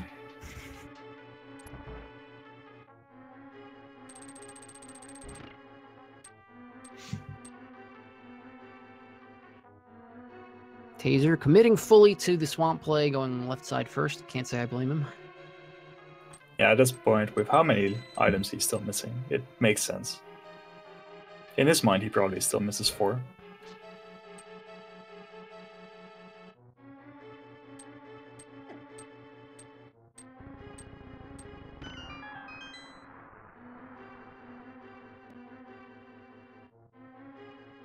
And the lamp logic certainly isn't helping him. Yeah, it feels like he may feel that he's behind. Maybe because of the lamp missing for so long. Maybe because of not finishing Eastern early. Oh, and there it is. There's the Ice Rod. We've got Go Mode. First chest in Turtle Rock for Thalane. He's got everything he needs. 127 minutes in. It was a long hunt, but he's going to put up a pretty decent time on this seed, I'd say. One more crystal to go. Yeah, he's already in Turtle Rock. He can finish it. Go Mode Turtle Rock. Not necessarily faster than not Go Moding Turtle Rock, but... Well, there are 2 types of Go Mode Turtle Rock. There's the one where you check anything after you get your last small key, and there's the one where you gamble and skip the big chest after stealing the small key from the pokey. And with that's also with the really big key that we found right here. So we'll see how brave Thalane's feeling, whether he skips that big chest or not. It's only a problem if you steal the big key, if you steal the small key from the second pokey, not this pokey coming up, but the second pokey, and then skip the big chest, you are only have to go back if the vanilla big key chest is a small key and the big chest is a small key. We see his Samaria block getting eaten by the chain chomp there. That's always fun. He tried to give us an extra dose of swag. He's bringing much more swag than is usually required. So even when it doesn't work out, you have to respect the swag efforts. He's in a race. He's feeling pressured. It's taken, I'd say, longer than your typical V29 seed. So he's probably feeling a little stressed. And he's still trying to entertain us with all these swag moves, so... All the respect to him. Sadly, we do know that this Swamp Palace dip of TazerOne is not going to work out, so I assume he will be heading into Ice Palace after. Yeah, he at this killed point, Argus. I think you commit to your Pendant Dungeons play. We know it's not going to work out, but he is going to find that. He is going to find that lamp if he goes over to ice. But sadly, he still has quite a few dungeons to complete. There's Thalane catching a fairy here, just for a little bit extra safety. Does have the butter sword, does have half magic, does have 13 hearts, red mail, powder, but sometimes when you feel the safest is when you'll take an accidental death, so that fairy could still come in handy. Does need to be careful with his magic. He's not feeling brave enough to skip the big chest. He is not feeling brave enough to skip it, so... Which might mean that he feels pretty comfortable in the way he's routed this seed. Doesn't need to gamble for the small time gain of skipping it. Not having to enter Swamp Palace nor Misery Mire must feel pretty good at this point. Yeah, even with all the running around he had to do, and Ice Rod being in Turtle Rock, I can't point to any obvious flaws in his routing, which means he's probably feeling pretty good because he's had some very nice execution over the course of the seed. Yeah, he's definitely someone to watch in the coming few rounds. We got Taser taking down Argus as Thalane finds the blue cane here in the roller room.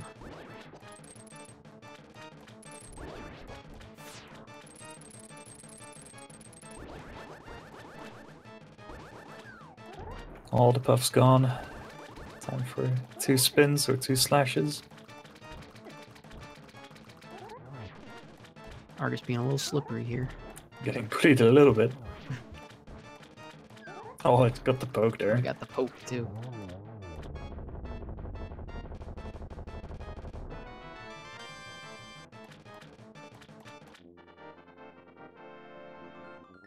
Well, that'll be Taser's second pendant, which will unfortunately not help him win this, but I think he correctly read where he was at this seed and made the correct play that would have helped him get back into it. So can't really fault him, no matter how far behind he may have fallen because of it. I think his play makes sense. It just did not work out this seed. Yeah, his routing definitely made sense. He had a plan. He stuck to it. He adapted to what he got. And there were no obvious flaws. It just did not work out in the way that he might have wanted it to. And that's basically how it usually goes in Randomizer.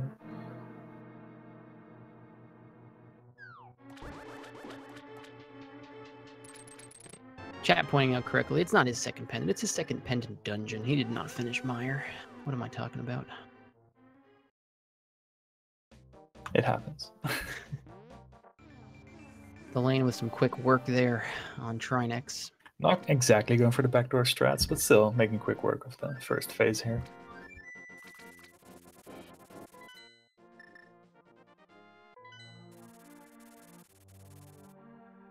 And that was his last crystal. So, are you willing to explain the GT Big Key game? We're gonna have to play an unofficial version here on the ALTTP randomizer stream, but if you'd like to get some guesses in chat, what number chest the Ganon's Tower Big Key will be at, you can win some brownie points with your fellow competitors if you guess correctly. For me, I'm feeling this is going to be a fast one, so I'm going to say chest number 3. Chest number 3, all right. So maybe torch, maybe first chest right side. I'm just going to go for 14. I like 14. It's a nice number. I have no idea which one it is, to be honest, but... Well, which one it is always depends on which way the runners go. Some people start out going right side, maybe full right side, maybe all the way to Ice Armos. Some people skip right side entirely. Dark Magician strats. A lot of different ways to go in Ganon's Tower. We could write a thesis about this. Everyone will tell you the way that they go is the correct way. That's the one thing that I know. The only constant. There's like a full meta analysis going on sometimes as well. With no key on the right side, makes the decision a lot easier. Yep, only real one way to go here, at least for the first part of Ganon's Tower. Time to see if I was right. Well, it's a key at number 3, but not the big one, so... You almost won the game. I got a small version of a win. It's the small victories that count, right?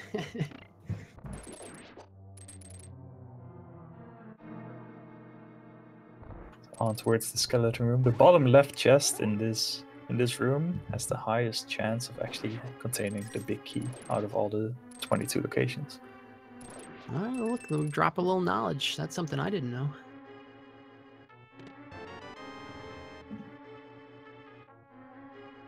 Not in the Stalfos room. So we've had 7 locations so far.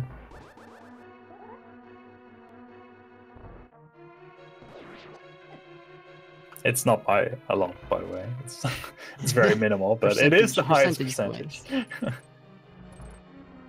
Hey, the percentages matter. Just in case someone decides to rush it, I will not accept any responsibility for any failed or lost races because of that. Thalane with some bloomerang strats to get through these switch rooms. Always a nice little trick with the bloomerang. A little different with the red rang. You can do it with the Cane of Samaria as well. You can do it with bombs if you're not comfortable doing it with anything else. That was number 9, I believe. Yes. Yes. He's up to 9. I can still count.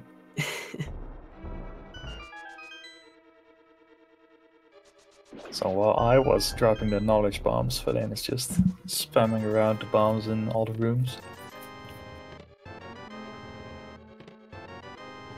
Dropping them, but picking more up. Oh, there we go.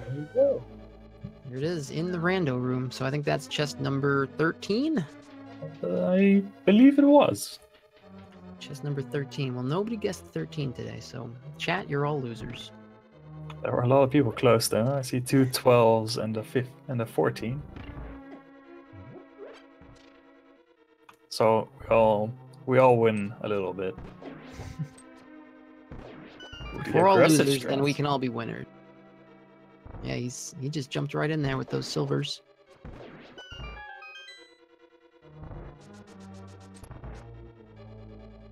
Taser had a lot of problems in this ice room. He had to go back and put the switch down to get through it after failing the bomb jump a couple times. The bomb jump can be very tricky there, and once you miss it once, you feel like you have to rush the other attempts.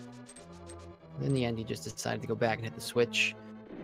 At this point, he probably feels way behind and is just hoping for the Hail Mary here and hit the final Pendant dungeon. Yeah, he really does not have any other options left. Luckily, if you fall clear Ice Palace anyway... Oh, actually, he doesn't have the Cane of Samaria, so it is a bit worse. Oh, I did not think of that.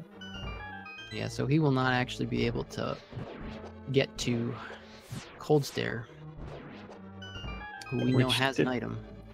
Which had the shovel. Which had the shovel.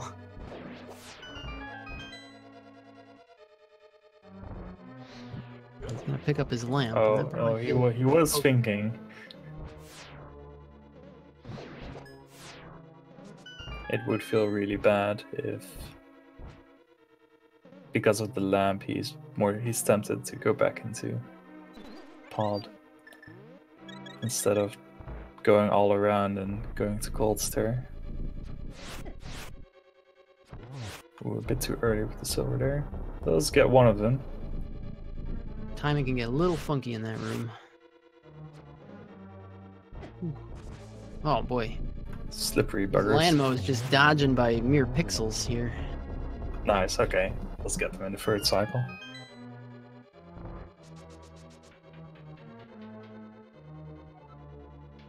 So, to be honest, I have no idea what the optimal routing in Ice Palace is if you do not get the Ice Palace bomb jump. So I'll we be might... honest, I haven't done it the vanilla way in forever, so I'm not sure either. It has to hitting some switches, then going all the way around, doing a loop, and then hitting more switches, but it's not pretty.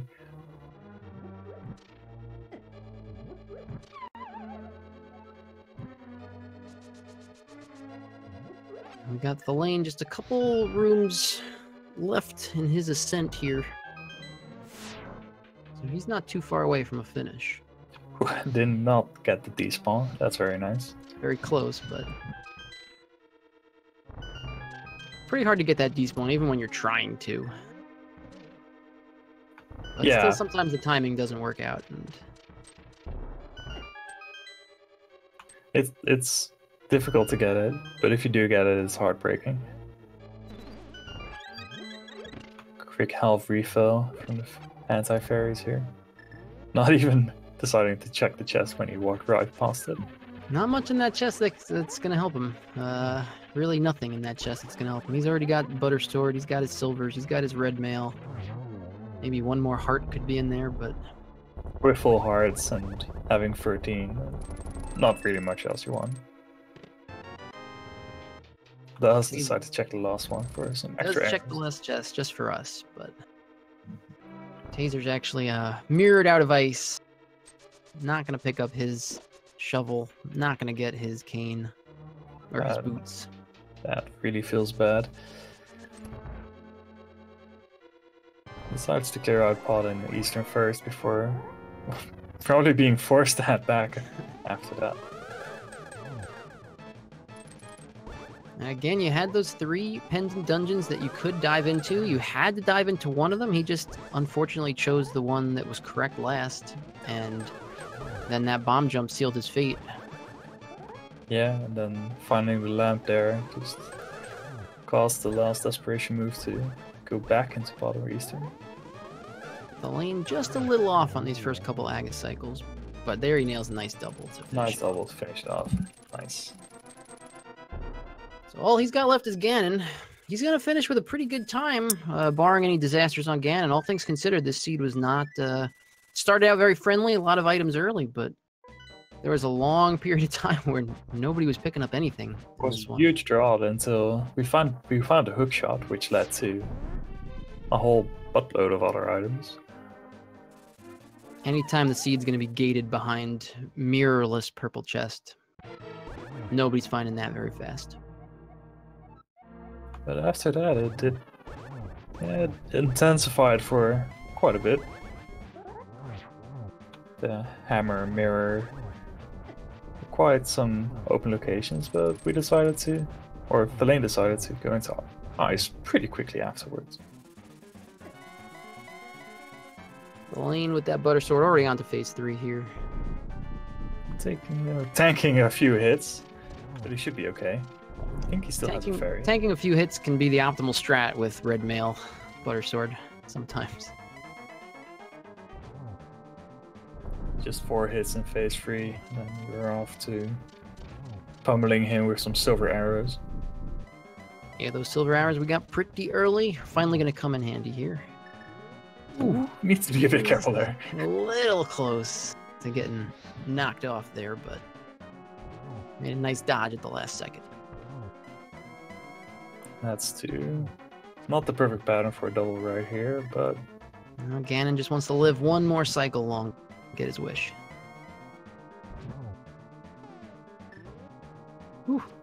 Again, narrowly avoiding the fire bats there. There's the 4th hit, though. Thalane has taken down Ganon. Looks like he's going to win this one. Nice swag with the spin to finish it off. One last piece of swag for us here. And he finished with a 143. He went in at 54, so he finished his timer at 56. And we have ended the domination of Dr. Wily. Well, good news. That's another thing we didn't know we would be doing today. Sorry, Dr. Wily. Really, really nice run for Thalane. I mean, this wasn't the easiest seed to get through, and his routing at no point was questionable. He made the exact right decision at the right time with ice when it was very easy to make a different decision, and paid off in a very nice time for him. He's going to move to 2-0. He's going to go into that 2-0 bracket of the Swiss, and still has those dreams of 7-0. Yeah, one of the 4 players to maybe make it.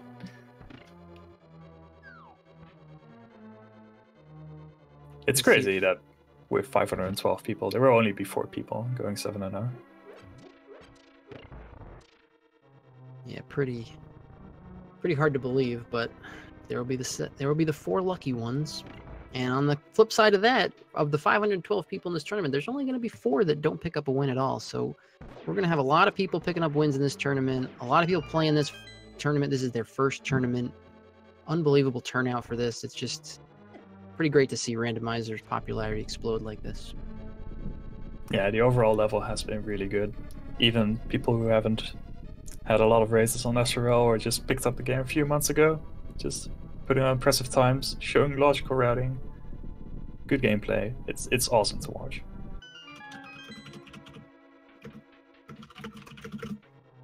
So We'll see if Thalane wants to jump in for an interview here. I just was about to ask if you would.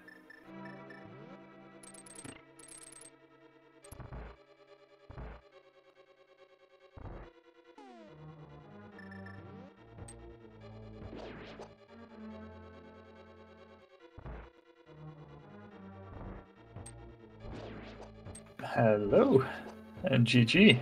How are you feeling about the race? Hey, pretty good, I guess. I thought it went downhill when I saw the flippers in Hammerpack Cave. I was like, oh no, this is like the last thing I want to see right now, because it opened up Ice Palace, Swamp Palace, and yeah, I obviously didn't want to do that. And yeah, but then I decided to go check on ice simply because I saw boots in another race earlier in there, so I was like, yeah, why not go there? I mean, it doesn't really matter at this point. So yeah, I guess I was pretty lucky. And then when Shovel had the what was it? The boots. The boots, yeah, it went uphill again, I guess. Yeah, the boots like everything, virtually. Yeah, also gambling on Ice Rod in Turtle Rock. I've seen it pretty much a lot lately, being in Turtle Rock, so I figured I could just go and gamble for it. Yeah, I think there were a couple bottlenecks in this seed you guys had to deal with. The first was the hookshot location on the purple chest that you had to do without the mirror. And then that second that you had to dive into ice to find those boots to finish the rest of the seed. And you made the correct call. You could have gone into Mire, you could have gone into Swamp, and you could have gone into Ice, all 3 pendant dungeons. And so your call was correct, going into Ice first, picking up that shovel, finishing off the rest of the seed. You're definitely right. We were talking when you picked up those flippers. Your opponent actually had the flippers earlier, and we were wondering when you were going to get over there to pick them up. We didn't know if they were going to lead to anything, but we were saying it has to be the one item you did not want to see there were the flippers. Yeah, that's true. But I mean, you're right. You made the right call. It was kind of a coin flip what to do after those flippers. Your opponent, unfortunately, did the pendant dungeons in the exact opposite order. So he went into Mire first, he went into Swamp after that, and then he went into Ice. So your call made sense. It worked out, and you pick up your second win. You're 2-0 now in this tournament. That's got to feel pretty good. Yeah, it does.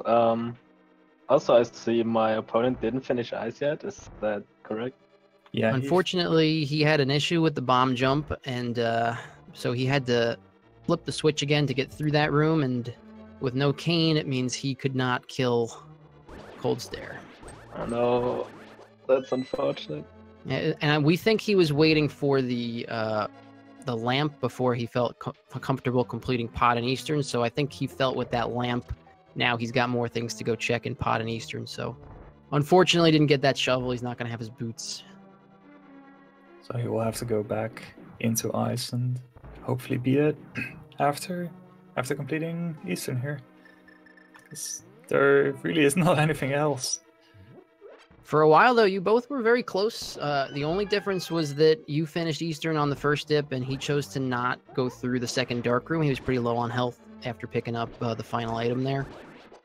But for a while, since it was so locked by that hookshot location, and it was pretty much one of the last locations for both of you, it was very close through the first 40 or so minutes of this race. Yeah, it's definitely been clear to watch. And you definitely tried to show off quite a bit. That was really fun to see. Plenty of swag in Pod. I mean, Pod, you pulled out every swag trick in the book. Yeah, the bottle glitch, I forgot that I had bow for a second, so I went to the witch. Yeah, I don't know. So I just went to the witch and bought that green potion.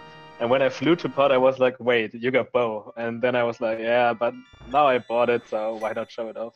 That was the only thing we could think of, is that you'd kind of forgotten you had bow, which I honestly, that happens in these standard seeds with the random swords. You sometimes forget you picked up that item that you got as a weapon in the beginning. Yeah, speaking of weapons, we got all kinds of weapons right at the beginning. I think we got the 10 bombs right at the chest next to Uncle, and a sword in the chest after, so we were stacked on weapons, I guess. Real friendly escape, yeah. You guys were set. You just got to sprint through the escape with all those bombs. Yeah, there were bombs everywhere, I guess.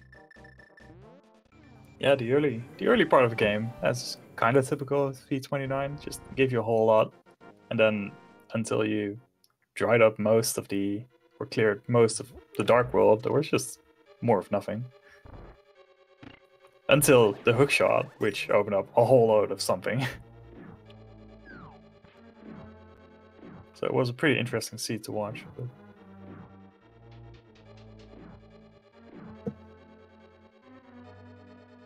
Yeah, really. I mean, the time that you put up on this seed is pretty good.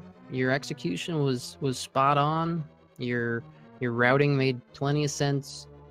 It wasn't the easiest seed to get through quickly. Ice Rod and Turtle Rock, you made that call at the right time. You made the right call on ice. You never had to set foot in swamp, so a lot really went well. Pretty good win. Yeah, I guess it was pretty lucky, so it feels even more or even better to finish with such a time. So could have went a lot worse. But so with a collection rate of 158, that's not terribly low. So considering the time you had, that's very good. Yeah, I mean, at one point I only had, let me think, Mire left, the K45, and the hammer packs, I believe, and purple chests. I don't know, like pretty few locations left at some point, so I had to clear like everything else. So it just makes sense that the collection rate is kind of, I guess, high, let's say. Yeah, definitely. So again, the time that you've been putting up has been very good.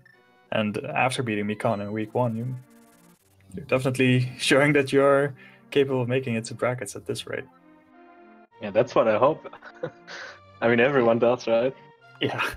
Yeah, 2-0. I mean, everybody in this tournament would have signed up to be 2-0 to start, so you're still alive for that 7-0 dream, and just need 3 more wins to guarantee yourself a spot in the brackets. How are you feeling about those chances? 2-0? I don't know if that's what you expected. I don't know if that was your goal, but you're feeling good. You're liking your chances right now of hitting those brackets.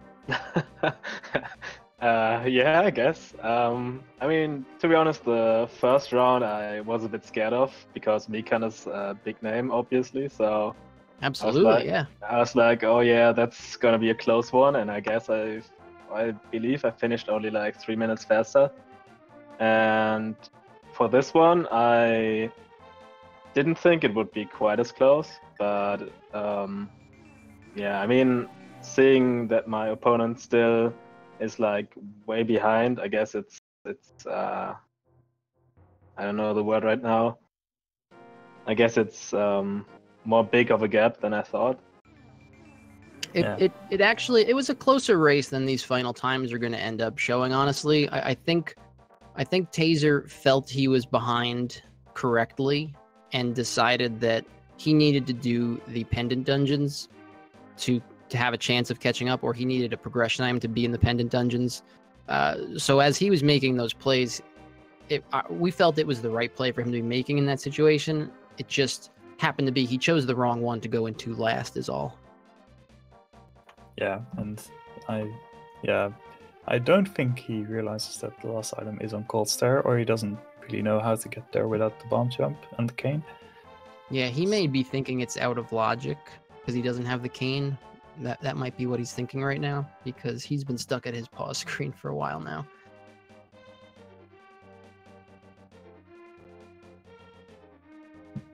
It's a rough situation to be in. Especially a dungeon you've already been to. And Ice Palace is one of those trickier dungeons, you know, when you don't have tons of experience at this and you have to do Ice Palace without items that it can logically require, like the cane. It can sometimes throw you off in tracking what's needed and what's not needed.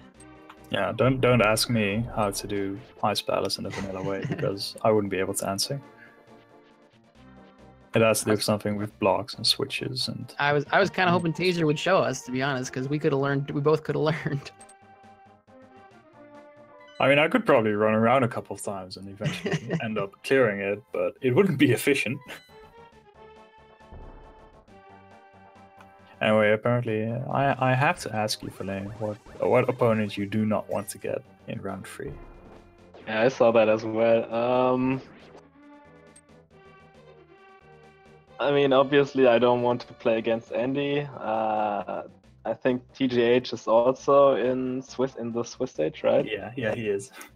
Also, don't want to play against either of you guys. Yeah, I don't know. Like, there's a couple of names that I really don't want to see as my next opponent.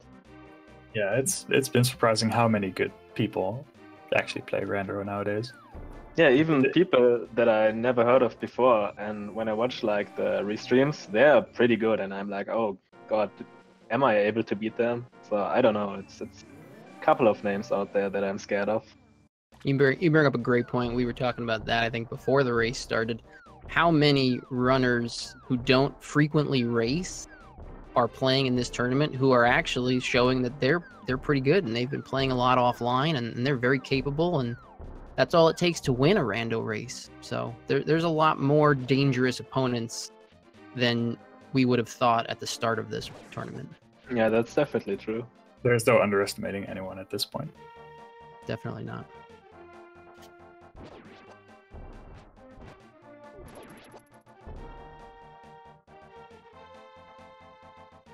Yeah, I hope that Taser will eventually decide to go back into Ice Palace and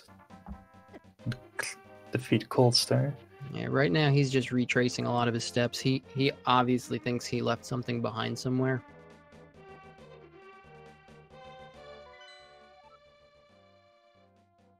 It's a feeling that everyone who runs this game has felt at some point, either correctly or incorrectly, that they've left something behind.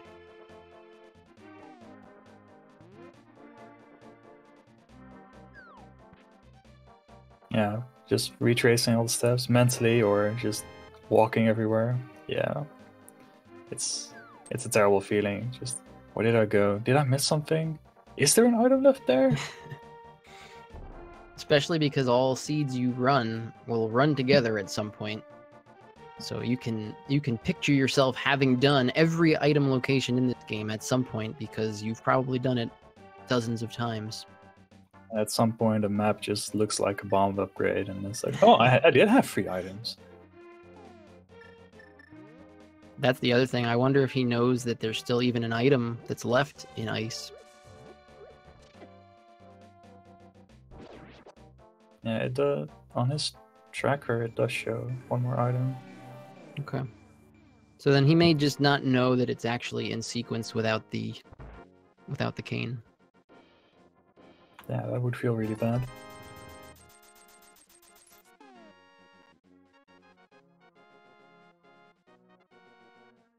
So now I wonder if he does know how to do the Ice Palace bomb jump, or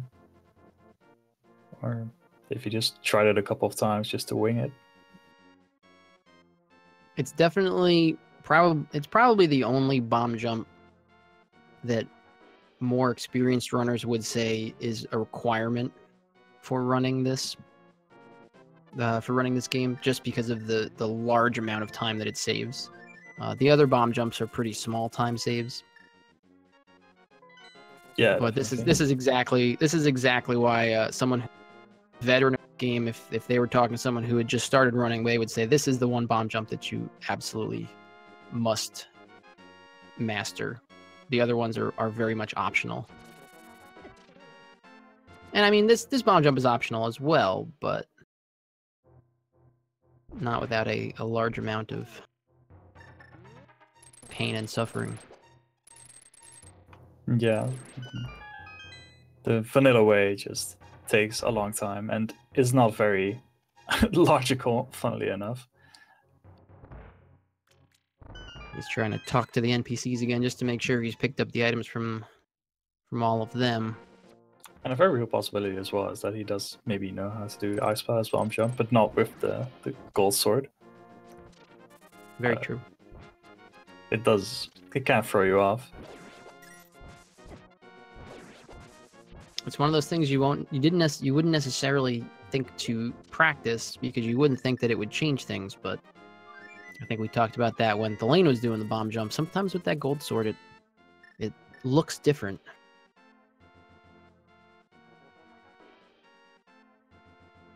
And he is sadly very much still lost in this. I'm hoping he figures it out at some point. It always feels worse. A lot of times, if I get into this mode during a run, I'll want to figure out what I missed and then forfeit. It feels worse to forfeit with the seed being the winner and you not being able to figure out what you missed. That always feels worse. After you find it, at least you feel like you forfeit on your own terms.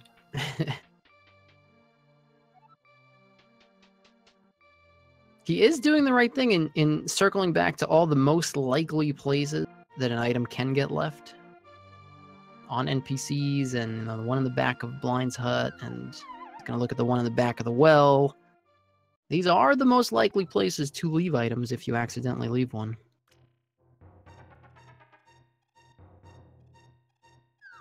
There are sadly so many locations to check.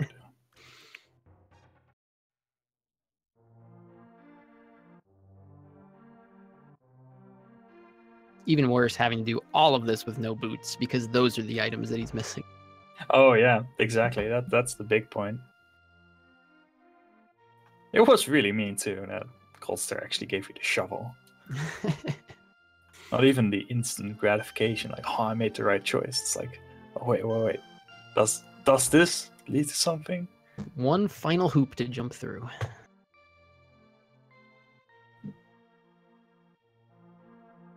Realize he's already got the item from Sick Kid. He's going to check the back of the bar. He's going to realize he's already got this. Back of bar is kind of notorious of having some pretty important items. No kidding.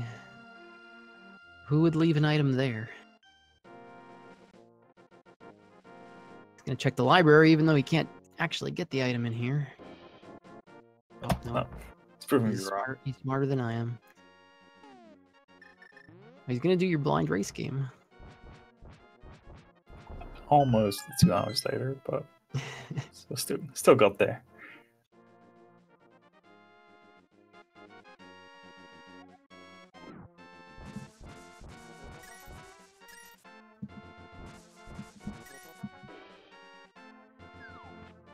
This is as good a time as any to remind everybody who is still watching that you should follow these runners.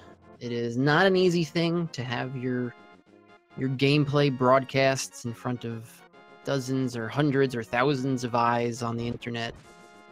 Follow these runners. Give our great tracker a follow as well. Way to go, Epic Ranger, helping us out tracking. Doing a super solid job. None of these jobs are easy. The runners have the hardest job of all. Give them a follow. Check them out. They're probably, everybody who runs this game is running it pretty often. So if you like what you see, you'll get to see more of it. Give the Link to the Past Randomizer channels a follow. Plenty of races to go around in this tournament, so there's many more weeks to come. Yeah, you're going to need about 5 or 6 more screens in order to follow all the rando that's been going on. Can never have too much, but it is hard to take it all in at the same time. Yeah, but yeah, if you like what you saw, definitely give Speed Gaming 1 through 6 and ALTTP Randomizer 1 through 4 a follow, and they'll be rando for months to come. I got 7 weeks of Swiss and then at least 7 weeks of brackets afterwards. So we got a bit to go before we're done with this tournament.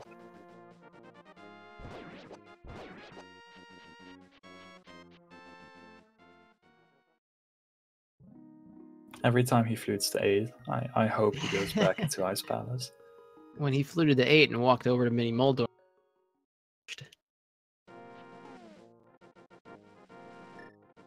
I mean, the worst part about this is he did not run really a bad race. I think he played very well for the first half of this and then correctly identified that he was probably behind and needed to make some unorthodox plays. And it was an unorthodox play that would have paid off. It just was the last one that he made. If Sahasrahla or Kane was in Mire, then we would have had a real race, definitely. He would have been very close to having a leg up at that point if he'd found it in Mire. Because like we talked about at the time, Thalane finding the Kane where he did would probably have full cleared Turtle Rock and then come back out and may have jumped into Swamp after that. So things really could have evened up very quickly with just a little bit different item layout. Things just have not been working out for him. And funnily enough, this is the second race I've commentated today, and the previous one with Solski passing up on Stumpy, which had the flippers. And also, I seem to have a knack for choosing these races, apparently. And that's the other thing. If somebody as accomplished at this game as Solski can pass up an item location and lose a race because of it, it's certainly understandable that anybody could do that.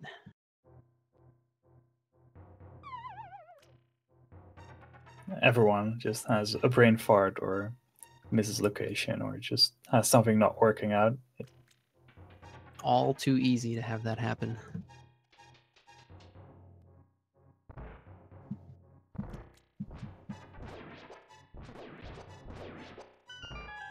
Getting trapped in here with the Mini Moldorms. He's probably running out of locations that he... Yeah, unless he decides to dip all the dungeons again. Well, he probably knows he's kept very good track of his dungeon items, which is why he's really just repeating all these overworld locations. His tracker on his stream does show 1 item remaining in ice, as you pointed out. So I have to think at this point he either doesn't think he can get it without the bomb jump or the cane, or doesn't think that it's in logic. Yeah, that would be very unfortunate.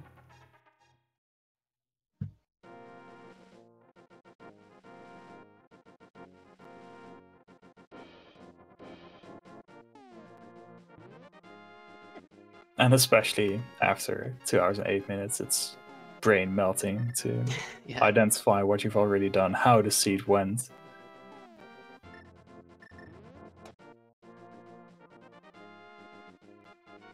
Running a seed like this is no easy task.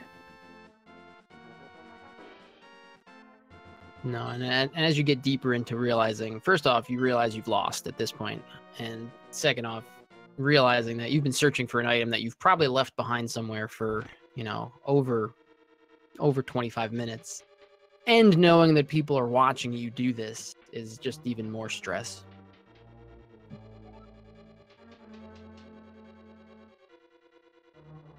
Yeah, the stress levels that weigh on the back of your mind. Like, oh boy.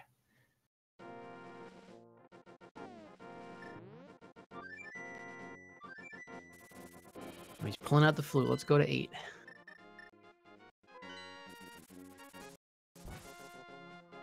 Well, that's half of 8. You may think he left it in escape. That would be something. Harder to do that in a standard seed, but Maybe Uncle decides to give a second item this time. So I know I gave you a bow, but I also got a can of Samaria for you.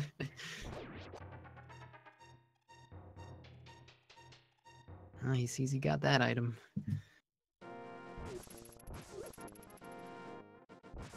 And those were the 10 bombs that were so useful at the start. Yeah, talk about your dream start to a standard seed. That was really a perfect sequence of items that they got in Escape. Picking up the bow, which is super useful in routing later. Picking up 10 bombs so they didn't have to farm. Picking up a sword. Very nice start, just to prepare them for what was to come later. Yeah, definitely. I mean, I guess all you wanted after that was like boots and a mirror.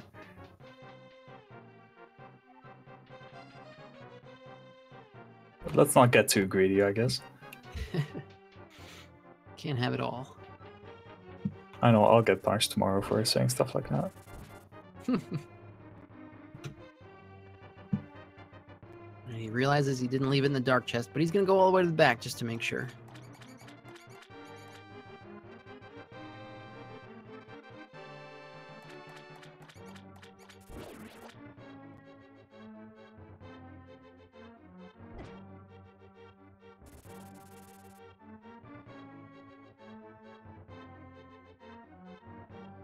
But he certainly is a trooper, sticking it out to the end so far. Yeah, it would be very easy to forfeit very quickly when you see your opponent finish and you still have, you know, a couple items and a couple dungeons to complete. But he's trying to find out where he has left this item. He obviously knows he left it somewhere. He obviously knows he's already lost this race, but he wants to find it, and I can appreciate and respect that. I would want to do the same exact thing if I made the same mistake.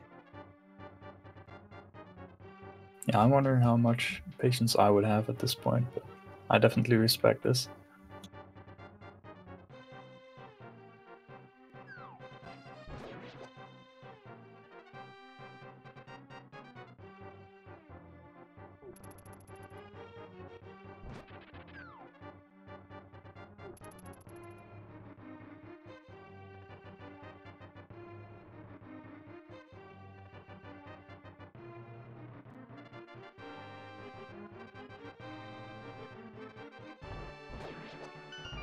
If nothing else, it's got to be satisfying going through the escape with Butter Sword. Yeah. Never get to do that. That's V18 stuff. Back in my day. I never played back then. I just watched, but before the progression items, progressive swords and things like that. Things got a little wacky in Randomizer back in that day. Time for history with Bwayne. Gotta reach deep into the archives. We're 2:15 in. We're willing Taser to figure this out. I want him to find this item. It's really painful that the item is going to be the shovel if he does find it. Yeah. that's just cruel. On top of everything else, be the shovel.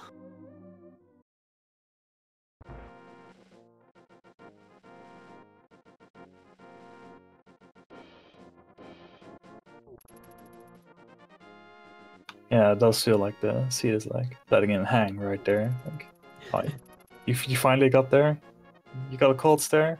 Here, have a shovel. You gotta do some more work. At least from there on out, it is pretty straightforward. Boots lead to desert, leads to Kane. Let's just hope he doesn't try to go for the pet ball afterwards. Clear Mire.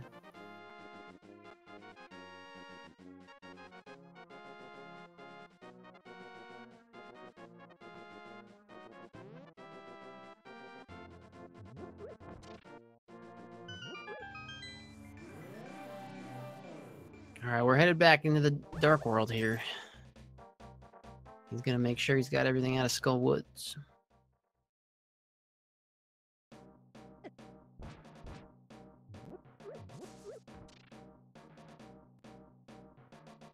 think he's pretty much finished with his overworld checks. Now he's probably believing he's left it in a dungeon, which is correct, but he's not going to find it in any of these dungeons. Sadly, there's 9 dungeons which he has access to at this point.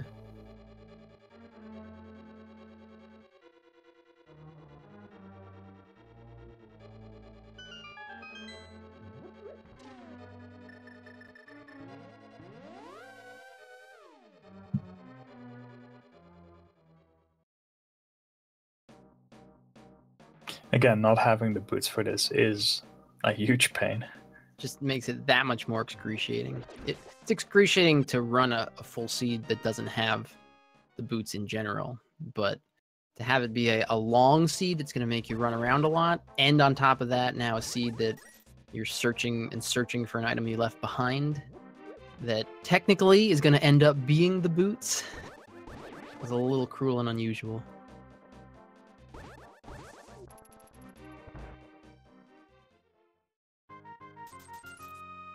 Getting the NMG 100% experience, doing the chess game multiple times.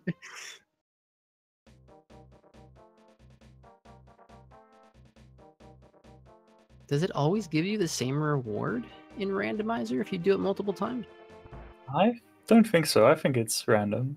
Okay. Between a set amount of items, of course. I'm not sure if I ever saw anybody do it multiple times in Randomizer. But I was going to say it's a great money farming opportunity depending on the right reward. I think the max you can get is like 100. But you can get it twice, of course, so that's nice. And you got the flippers from there. Back to his flipper spot, yep.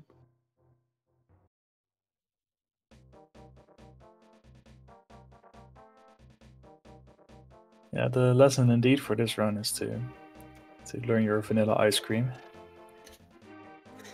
Just in case the ice palace bomb jump does not work out. It's pretty useful to know how to do it the intended way.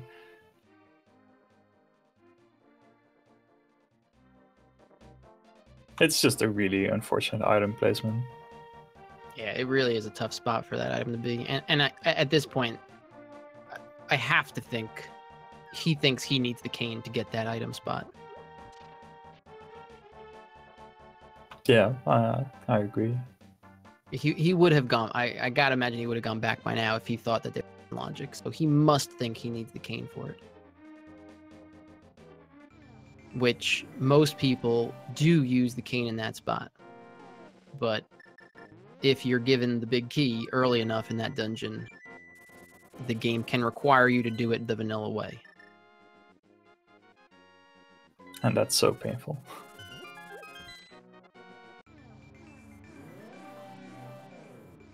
Yeah, this goes to show that there is a difference between people that are still inexperienced with the tricks and minor glitches, and those that know how the game works inside out, know the bomb jumps, and what they can do with it. Yeah, even beyond that, just knowing what is and what is not in logic is something that does not come up in very many seeds, and this is a pretty edge case, but if Taser knew for a fact that Cold Stare was in logic, he would obviously have gone back. So it's one thing to not know how to do the bomb jump, it's one thing to not necessarily be comfortable with the bomb jump, but to not know Cold Stare is in the logic right now, and it's probably because of the bomb jump, he's thinking, well, I couldn't bomb jump and I couldn't get the Cold Stare, that means I need the cane. Just little pieces of knowledge like that are not going to help you in 99 out of 100 runs. Might be the difference in a routing decision or not leaving an item behind in 1 out of 100. So it's really just unfortunate. It's all kind of worked against him in this seed. Yeah, that happens in a tournament race. It's unfortunate, to say the least. Literally everyone who runs this game, whether you run it yourself or whether you race it online, has had a moment in a seed, multiple seeds, where they have just missed something and not know what it is. So this is a feeling that we're all familiar with. It just, you hope that when it comes, it's not on a big stage or in a tournament, but sometimes it is. So that's Randomizer. It definitely is.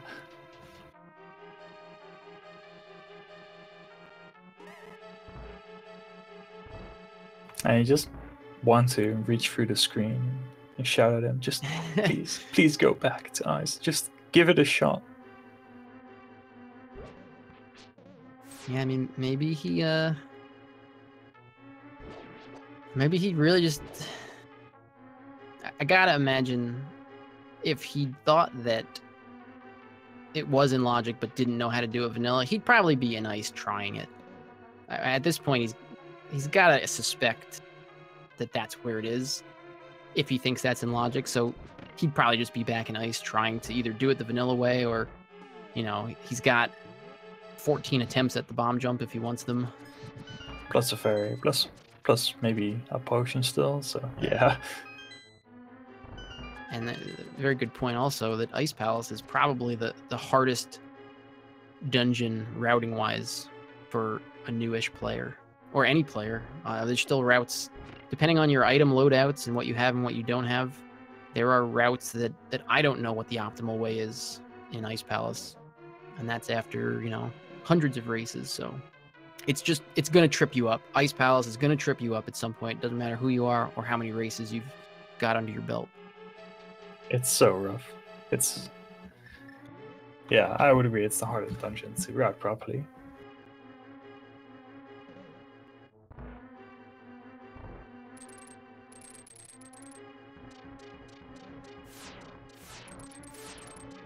He's running out of dungeons to dive back into. I think that takes care of all of his rechecks here in Mire. Yeah, he might go back into... Is he going to show us the fishbone room again? Oh, okay, now he's going. It was, yeah. He would have like proven us wrong the entire time. You only see this one once. Yeah. How about twice in the same run? Well, he's going to realize that he needs the cane in another room.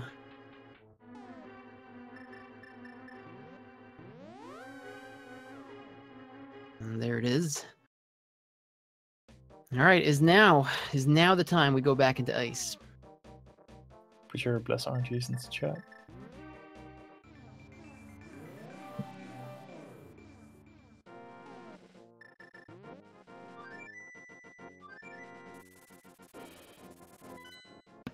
We've got a flute.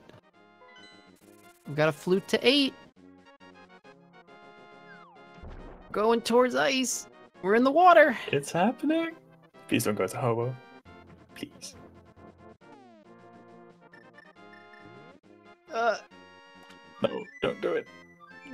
Oh no, what a tease. What a tease.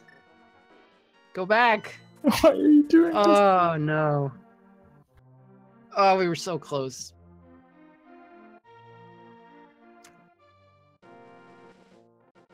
That's crushing. I feel crushed.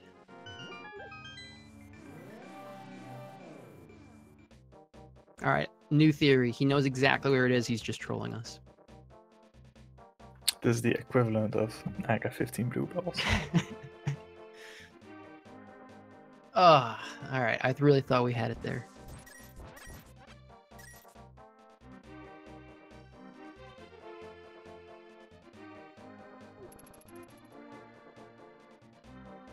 He's making sure, I think, that he's picked up... Nope, he realizes he's picked it. There's a very important item at that spot. Why would you do this to us? All he had to do was jump out of the water, and he would have been in ice.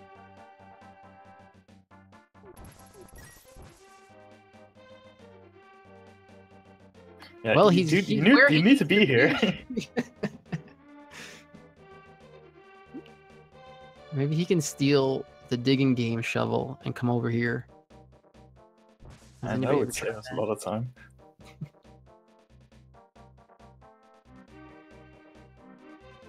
Would that make you be called Thief for the rest of the game, just like in Link's Awakening? At this point, I think it would be worth it.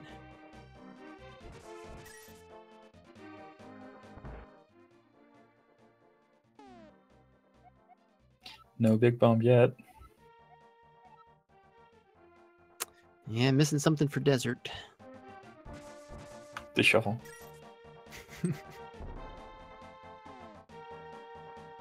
All right, back to ice. Here we go. Let's go. I feel it.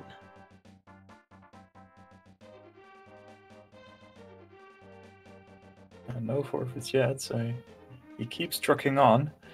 I want him to find this. I want him to find. For all of our sakes, I want him to find this. I want to hear that huge sigh of relief once he digs up the boots. I can only imagine the rage slashes that will follow.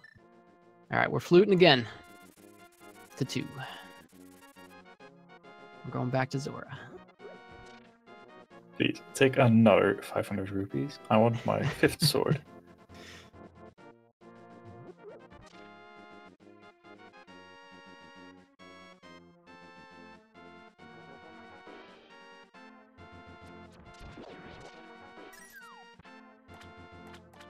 If the 5th sword dealt the same amount of damage as the 4th one, but just allows you to slash those jellies once they're electrocuted, I would be so happy. It'd be worth picking up every time. Doesn't make sense because you can kill the cucumber guys once you've got the butter sword. How come you can't kill the jellies? Exactly. Different kind of electricity? What's going on here, Link? Flavor fill. Or to kill dead rocks. I like that. We're just filled with good ideas. Let's hear them all. Ability to kill dead rocks would be pretty handy for most runners of this game.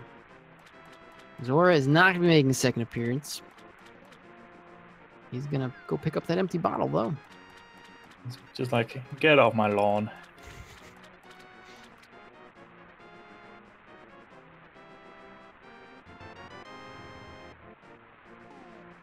He just needed to pick an item up. It's been a while, so I can understand picking that empty bottle up.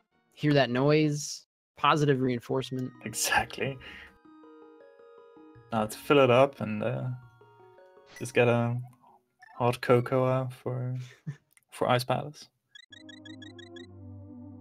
All right, he's starting at Sanctuary, so I don't know what that means.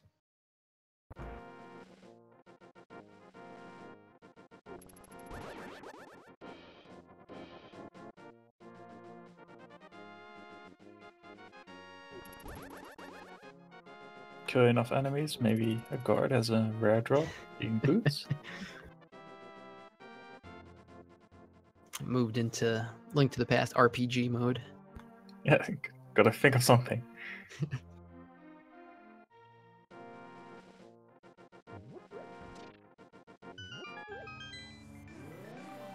All right. I mean, this is absolutely a symptom of when you forgot a spot, you just kind of aimlessly route this. So you're walking past places you could have fluted to because you're just trying to think of where you're gonna go. So, seen this a million times. He's gonna check the cape ledge, I guess. It was a red stick, just like we said. I don't know if he actually ever checked the cape ledge. To be honest, he might be thinking that he just remembered. I don't think he went up here. I actually think he did, but it has been a couple of hours. I know Thalane checked it first. Okay. And it's 2:30 where I am, so. Hopefully he remembered, because there's nothing worse than when you're missing an item location and then you realize you forgot one and it's not the right one. So hopefully he didn't think, oh, I never checked this. It must be at that spot, because then he just got there and found out it wasn't. Maybe he thinks it's like a broken game smile. He knows it's got to be out there somewhere since the lane is finished. It's not a soft lock. Yeah, but we've seen Thalane cheat a little bit. All those glitches and. That's true. Are we sure that he was only minor glitching his way through pod? We might have to review the tape.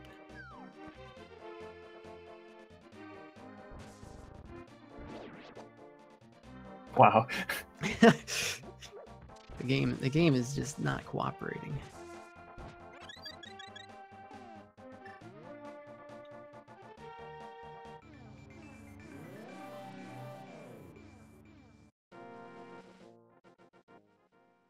He is getting all the quick walk setups. I'm very jealous. Gotta save time where you can. Ah, the positive reinforcement. Yeah. Just the more you hear that noise, the better it's gonna be.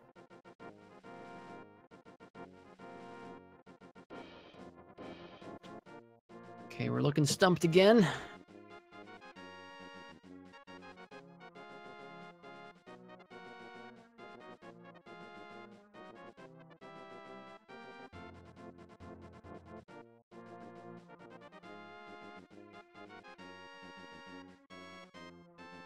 He does, looking at his stream, he does use the map tracker. He's got a big green mark on Ice Palace.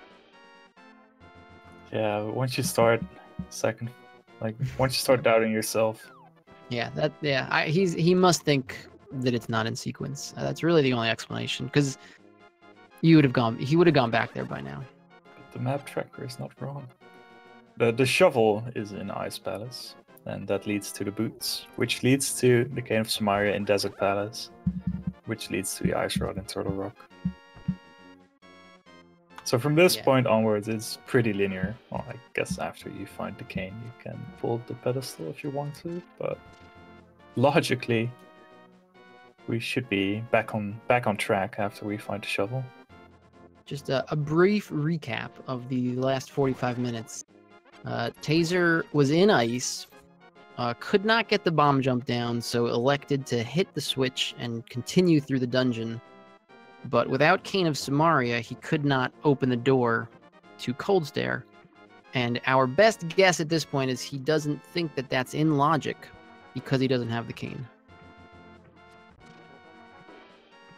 Thalane Quake was in Mire, I believe, and the Thieves Town Big Chest was just a heart container. It was admittedly pretty funny to watch how upset you were that you had to leave that big chest behind. Yeah, we definitely could tell when Thalane was enjoying the seed and when he was not. Oh, those slippers. He loved seeing those slippers. You actually never needed to pick up those slippers. You could have just fake flippered over to us. Okay, we're swimming. We're swimming again. We are swimming in the correct direction. This worked for a little while earlier. Yes. Okay. Getting there? Yes. And now he pulls out his flute. No. Okay. Yeah. Getting there. We're jumping up. We're going in. This is it. It's happening. All right, we gotta hit this bomb jump. I want to see this bomb jump. I thought we wanted to see the vanilla way, but I'll take the bomb that jump at this point. You know what? Yes. Beggars can't be choosers. At this point, we'll take whatever route gets us to Cold Stare. We'll sign up for that. Slather the cotton candy with butter, apparently. I'm not sure how good that tastes, but... Our restreamer is being very happy that we're in his native dungeon. In ice, in honor of Iceman. And again, so much thanks to the restreamer and tracker for setting this out. Well, not setting it out, well, helping us out and setting it through. Is that the proper wording? Works for me at this point. Sounds good. Oh, apparently this is Iceman's least favorite dungeon, so... Now he's hating the seed even more.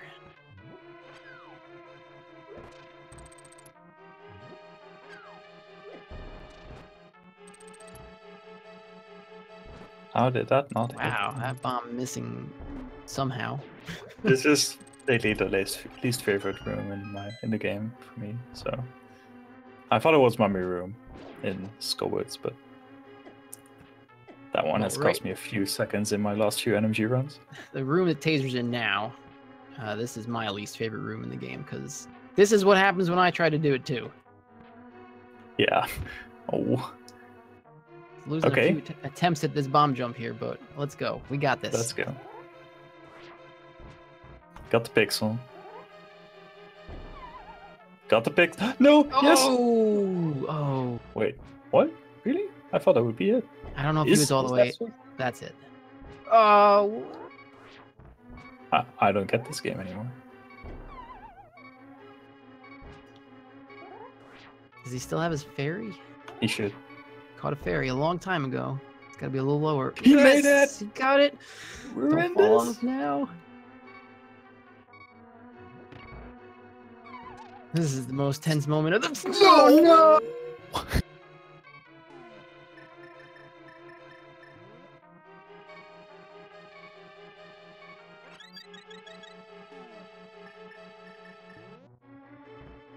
Okay. That's not gonna work. It's got 26 bombs left. We can do this.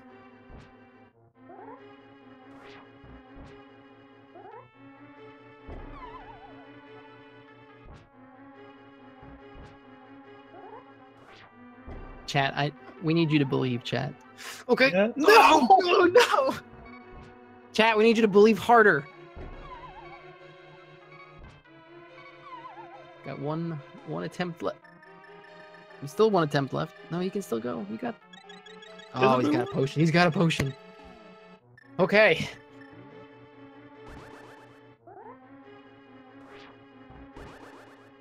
We are gonna get this. We're gonna get this together.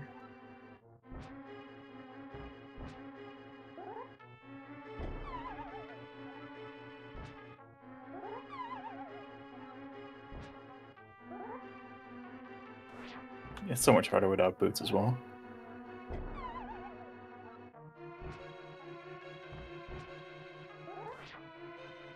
This is gonna feel, when he gets out of this room, it's gonna feel so good. Okay. Okay. Okay. Okay. Breathe. We can do Grab this. your hook shot. Right there. You're safe.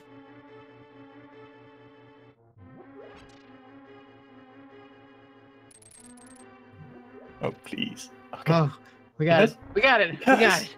Whew. Okay. Whew. Okay. He doesn't have a fairy or a potion anymore, so he's got to kill Cold Stare.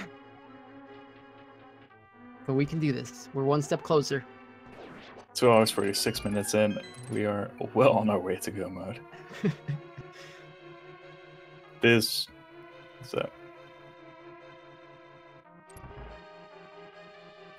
it's a big step. And you've checked this.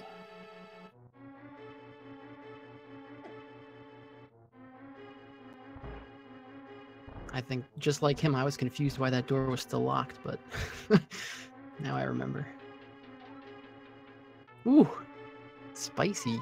And it was Ice some room good there. movement.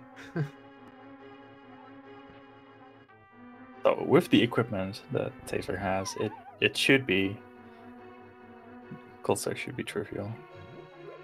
Alright, just 4 hits with the butter sword on each puff.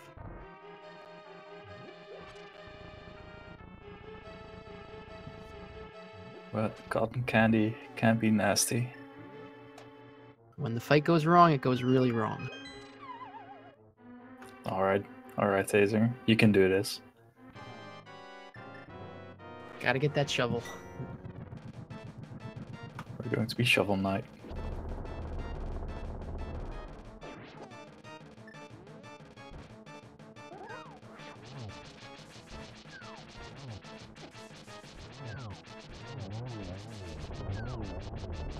Alright, that's Should 2 be out good. of the way. He's got 2 down, and he Nice. has taken down Cold Stare. He's gonna get his shovel. And he's going to be... He just gives the wall the death stare. Not the item he was looking for just yet. But we're getting there. But he's about to be much happier.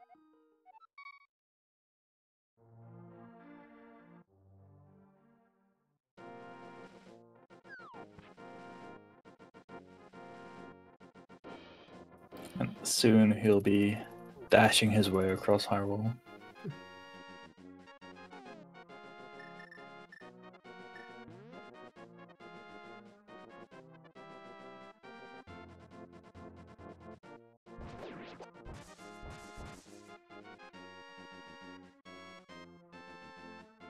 What a trooper, sticking it out for so long.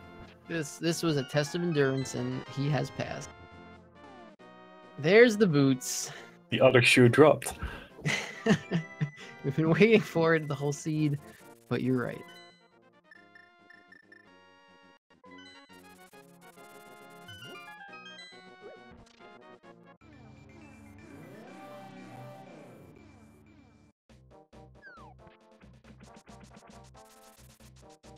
So he's going to be able to finish off Desert. And we'll be seeing what he does after he finds the cane in the big chest. Hopefully, for his sake, he does not go back into Mire. At this point, I think he's got to probably guess that it's just going to be in Turtle Rock, but you never know.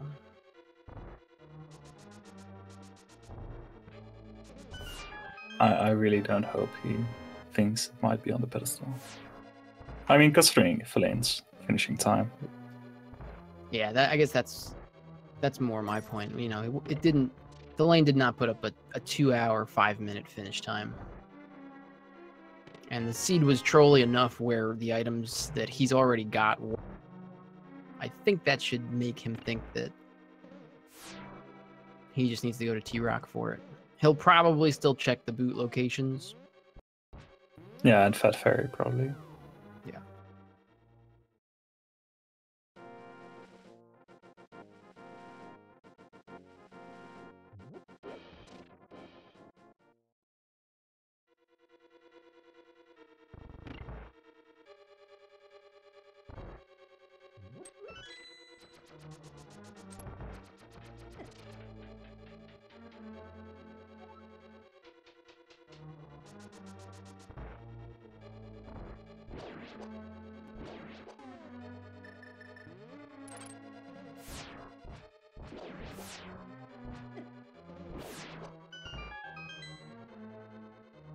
La Mola shouldn't be a problem either, so that's nice.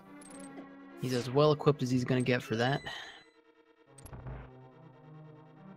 This is the point where you get to take out a little bit of your frustration, too, in steamrolling through some of these final dungeons and bosses. It must feel so good to finally be able to actually proceed through the game again.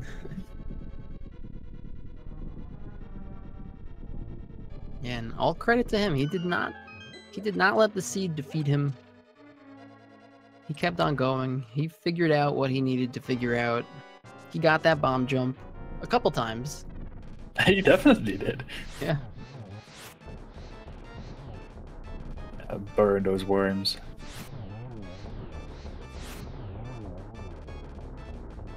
Down goes Landmo. He's gonna get his $5 and his other crystal. Let's see what he does next. All hope is for straight to Turtle Rock.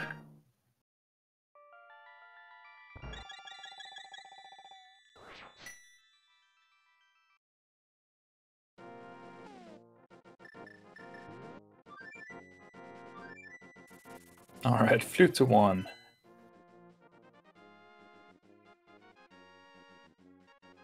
He's thinking about it. That's a very reasonable. Oh. Okay, boot. He's boot going to check the bomb yeah, rock okay, spots. It makes total sense.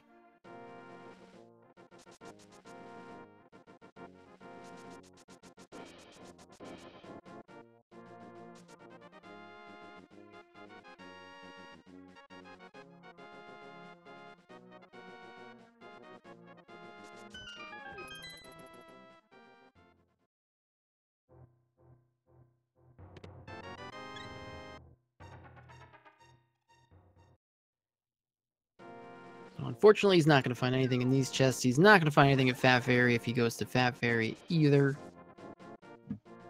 And then hopefully he just goes straight up to Turtle Rock. Although, honestly, at this point,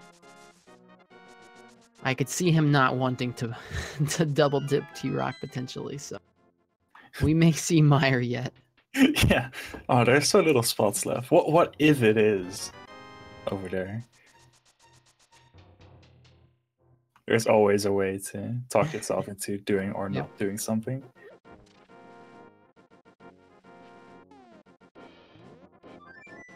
He knows that Mire has 2 items.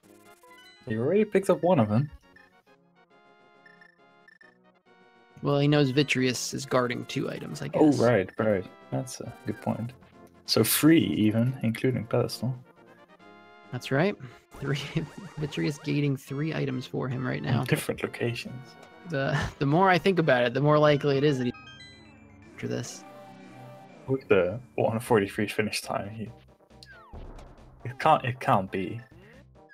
Yeah. He knows it's not pedestal. I think he can safely rule pedestal out. But I don't know. After so much time, can you really accurately judge what your opponent must have done or must not have done? So that's a very hard call to make this late into a seed after everything he's already been through. It must feel like he's played 2 different seeds at this point. Yeah. He's been to most of the locations in this one twice.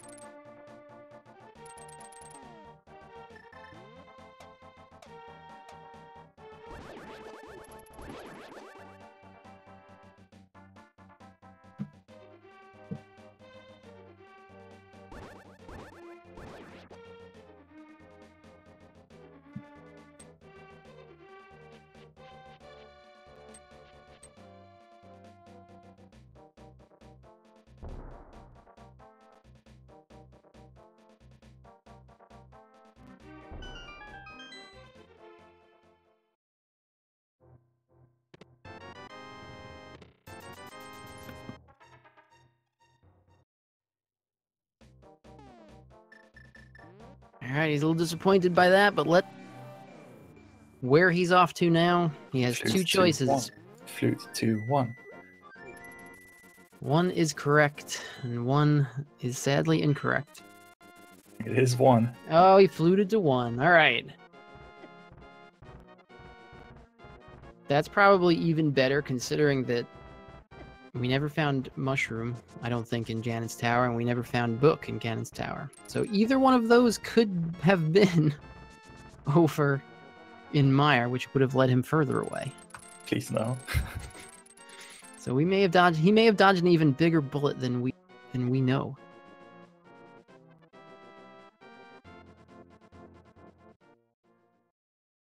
I don't think he wants to admit that he found the boots. After playing with no boots for 2 hours and 40 minutes, I could understand no sprinting. It's so hard to flip that switch. Oh. Well, that might remind him. No, Well, come that back. fairy does not want to be captured. Come back. No. Ooh. Luckily, there's plenty of anti-fairies in Turtle if you'd like one.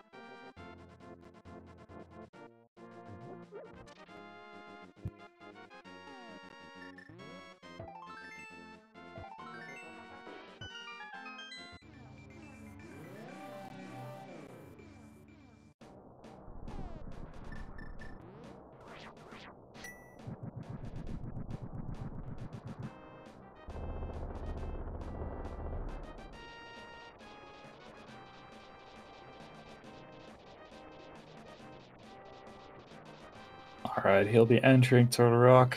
He'll be finding his ice rod. You won't have to go far to find the ice rod. It was in the first left side chest here. The seed decided at this point it had put the runners through enough. Alright, going left side first. Making his way downtown. And he finds his ice rod, and at 2 hours, 48 minutes in, TazerOne has gone into go mode. That must be a good feeling. Gotta feel great. I'm sure for a while he was thinking he may not finish, but he's gonna beat the seed. The seed is not gonna beat him. And that's a great feeling.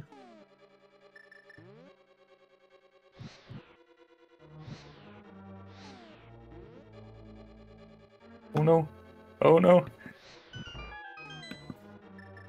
He's still got enough time if he does.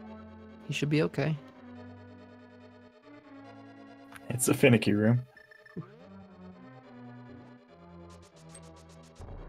I didn't pick up the blue king yet. I think that one was in Ganon's tower.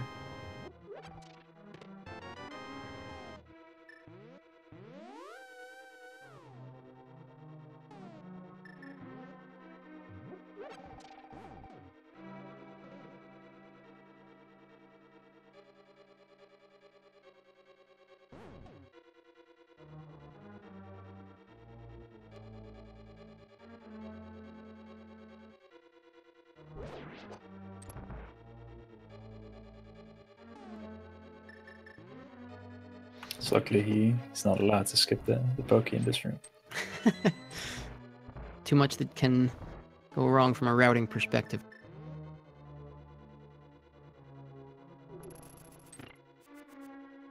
Ooh, dodges the charm. A sick dodge. Very slick.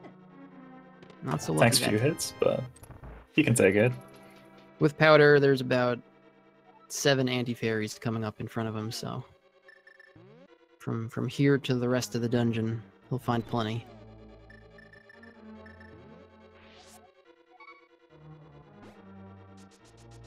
Okay, that's that one.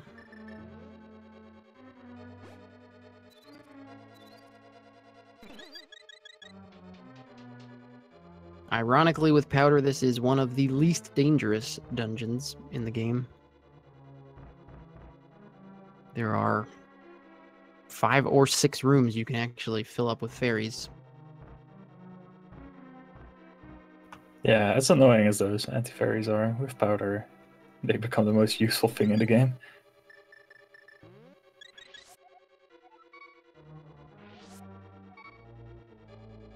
Making use of that extra bottle he picked up on the Zora ledge.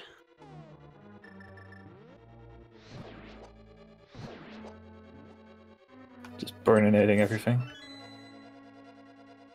Oh, realizing he can't just steal the key.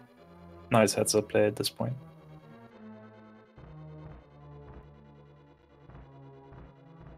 We'll see if he opts for the big chest skip, or like Thalane, gives it a check just to be sure. We know that he can skip it.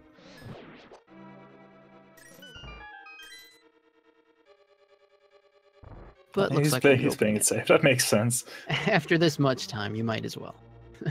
Don't want to backtrack more than you absolutely have to.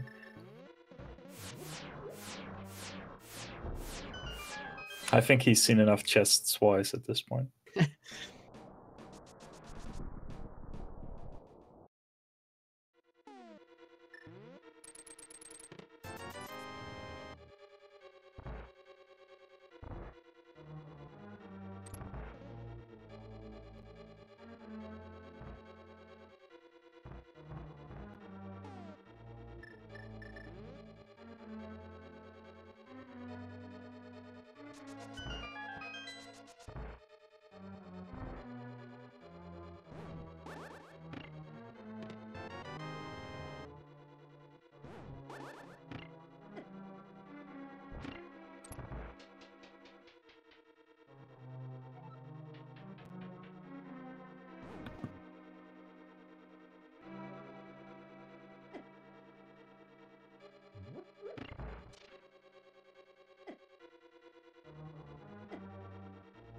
Just a couple rooms away now.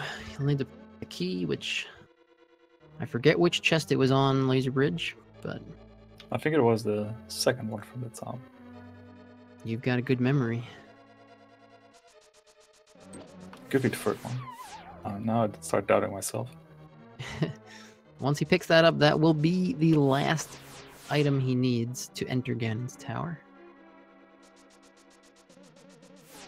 And if you've forgotten which chest in Ganon's tower had the big key, you can play the game all over again. It's been a while since we were there. I'll hold you to the honor system. If you actually don't remember, you can... Oh wait, we did find Luke in here.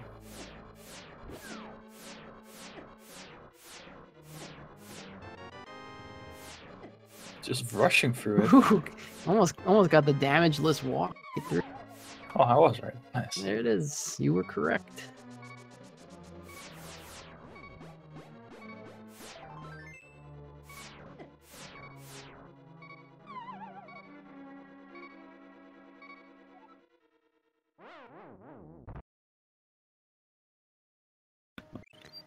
Takes a death there, but making use of one of his... Shouldn't have a problem finishing this one off now. Yeah, 2 fairies left. He should be good. There's another anti-fairy in the next room if we need it.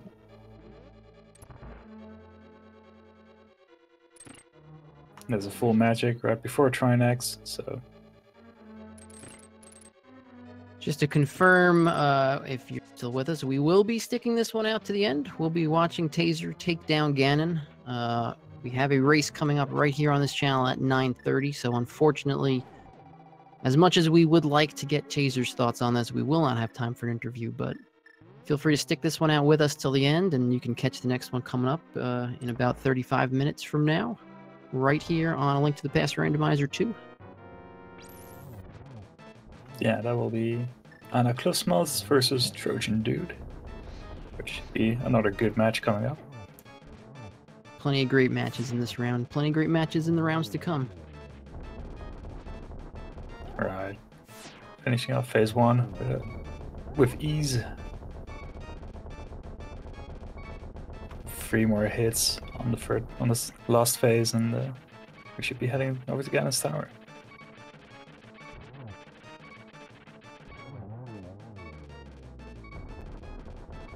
Very nicely done. Takes down Trinex. We'll be headed over to GT. So there are 22 possible locations where the GT Big Key can be. I have legitimately forgotten. I know I guessed 3 and it was...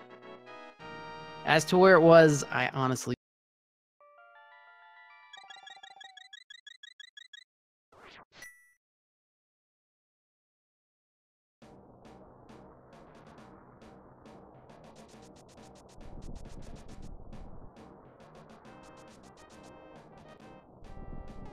Just a few screens to the left, and we've reached our final destination.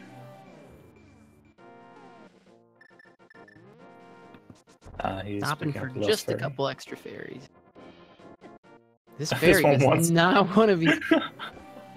Never mind. Alright. That's twice. That fairy's too smart. Not gonna put me in a bottle.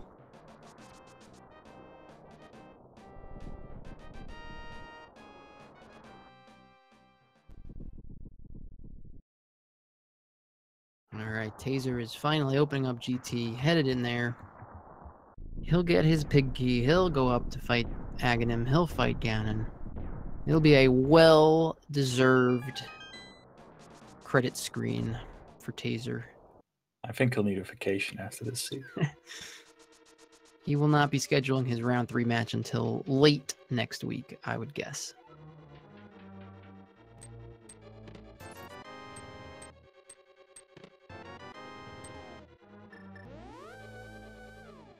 Again, just want to reiterate, if you've enjoyed watching this, and how could you not, give the runners a follow.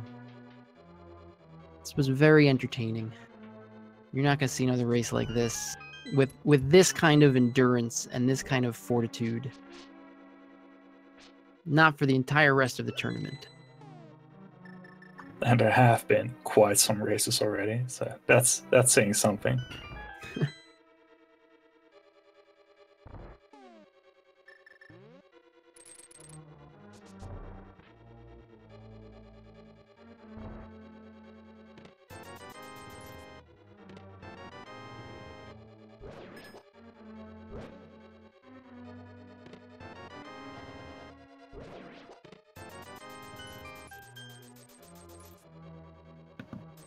I love it when the jingle only plays half.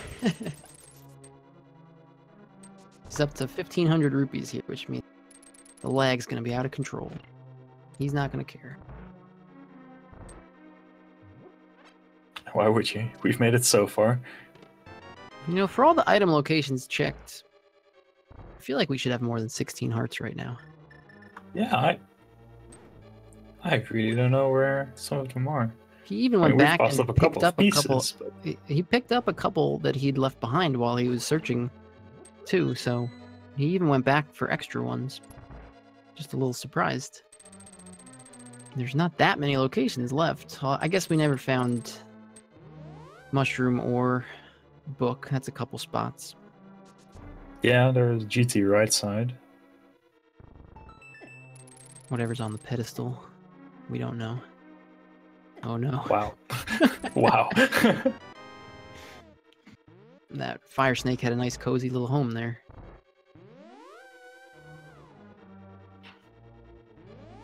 I don't think we ever found Sandcard either, but I'm not sure about that one. I don't remember it, but And I think the big key was in the bottom right chest here.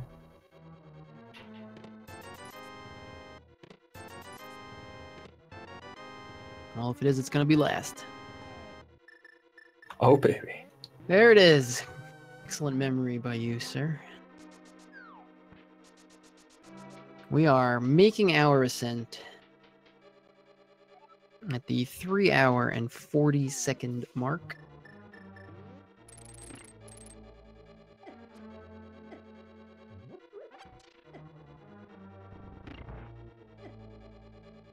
Going into Mimics 1.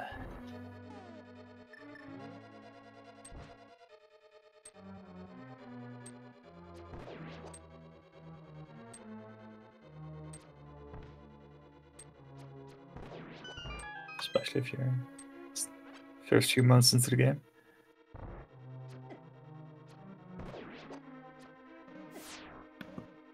And no mirror shield either. Right. Did we ever... What shield did we pass up? I think I've seen one that we didn't get.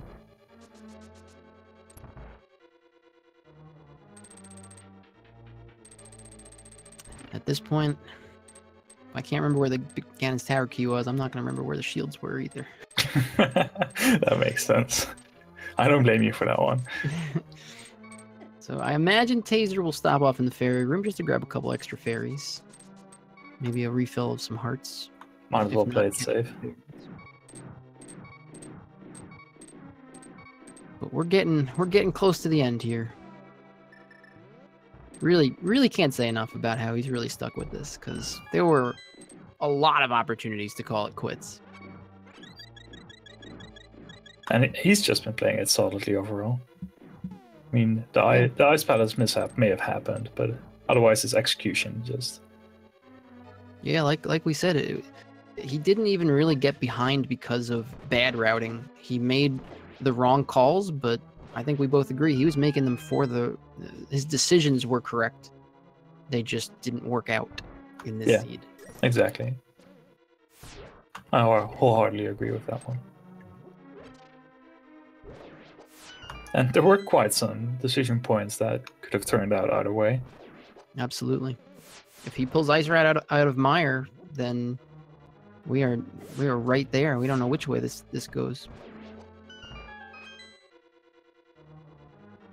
Again, the way you would route and play a 1v1 race is different than the way you would route a race with 80 players, or a race that you were, just doing as a practice race. Yeah, sometimes you take gambles, sometimes you just try to play that solidly, bank on your execution. There's so many ways to go about this. I think you have enough fairies at this point. Oh, he doesn't. Wait, does he have 4 bottles? He used 2 fairies in Turtle Rock. Oh, he used 2. Okay.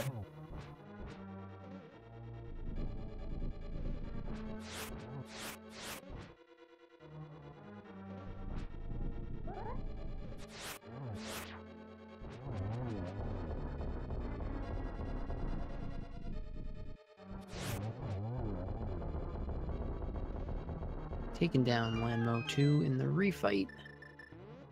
Not many more rooms to go here.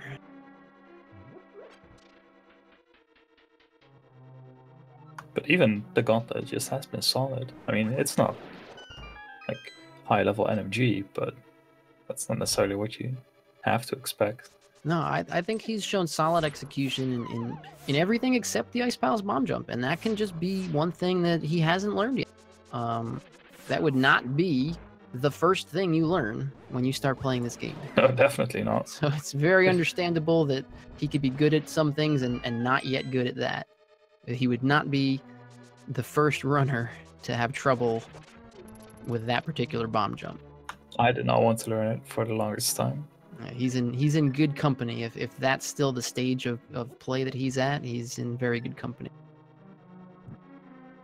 Because the rest of his play has been very, very solid all the way through. Routing and execution.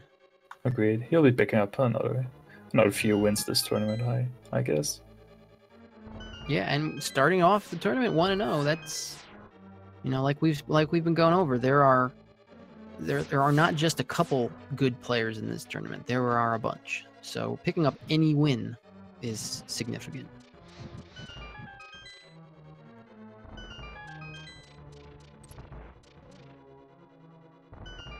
Deciding not to check the last few chests, knowing that there's nothing to gain. We want to know about those last few hearts, though.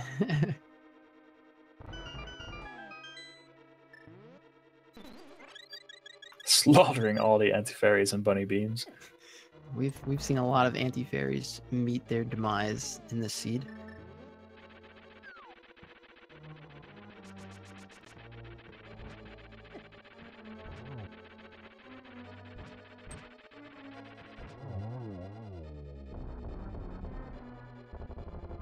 Very nice. Troll Dorm 2 got bodied once, but positioned himself well to take the body. No bullying this time. 10 last arrows to pummel Ganon with.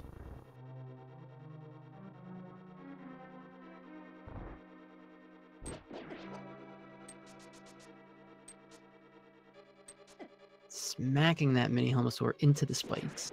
Well, getting bullied by these isn't... Oh, he gets past, nice.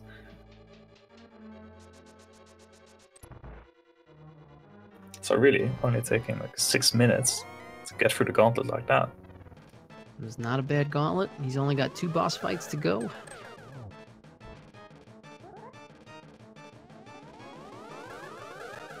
Time for daily geometry quiz. Hope you studied in school, kids. You know your right angles. Ooh! I don't know. I think it was probably only a double. Definitely landed all 3 shots, but hitting Aghanim at the same time with 2 shots will only count it as 1. It was a double. Yep.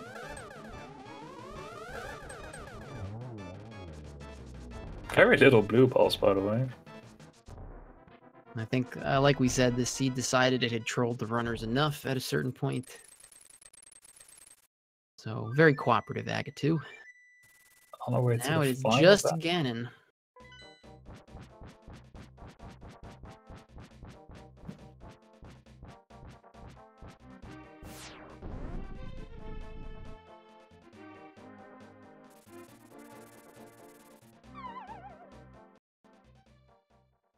Taking a little breath. Just a small pause before heading into this.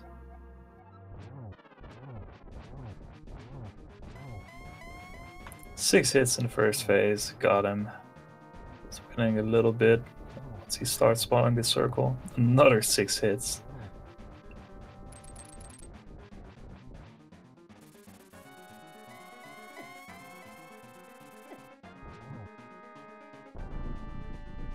He can take whatever he wants. He will not be dying. Really just has to be careful and not fall, and he'll have this one. Not much else Ganon's going to be able to do to him. Red Mail, Butter Sword, 3 fairies, half magic, silver arrows. Silver arrows to spare.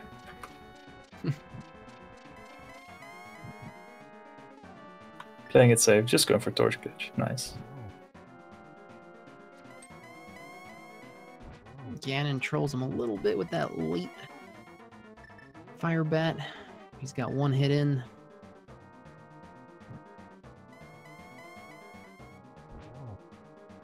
Might be able to set up for a double here. Just a bit late. Just a little off. 2 more hits to go.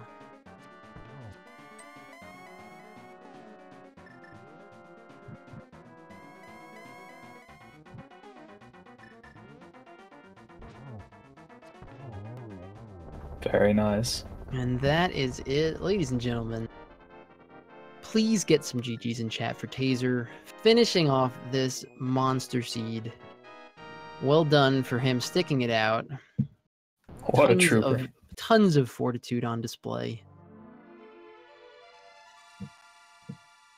Finishes it out with an official speed racing TV time of 3 hours, 10 minutes, and 6 seconds.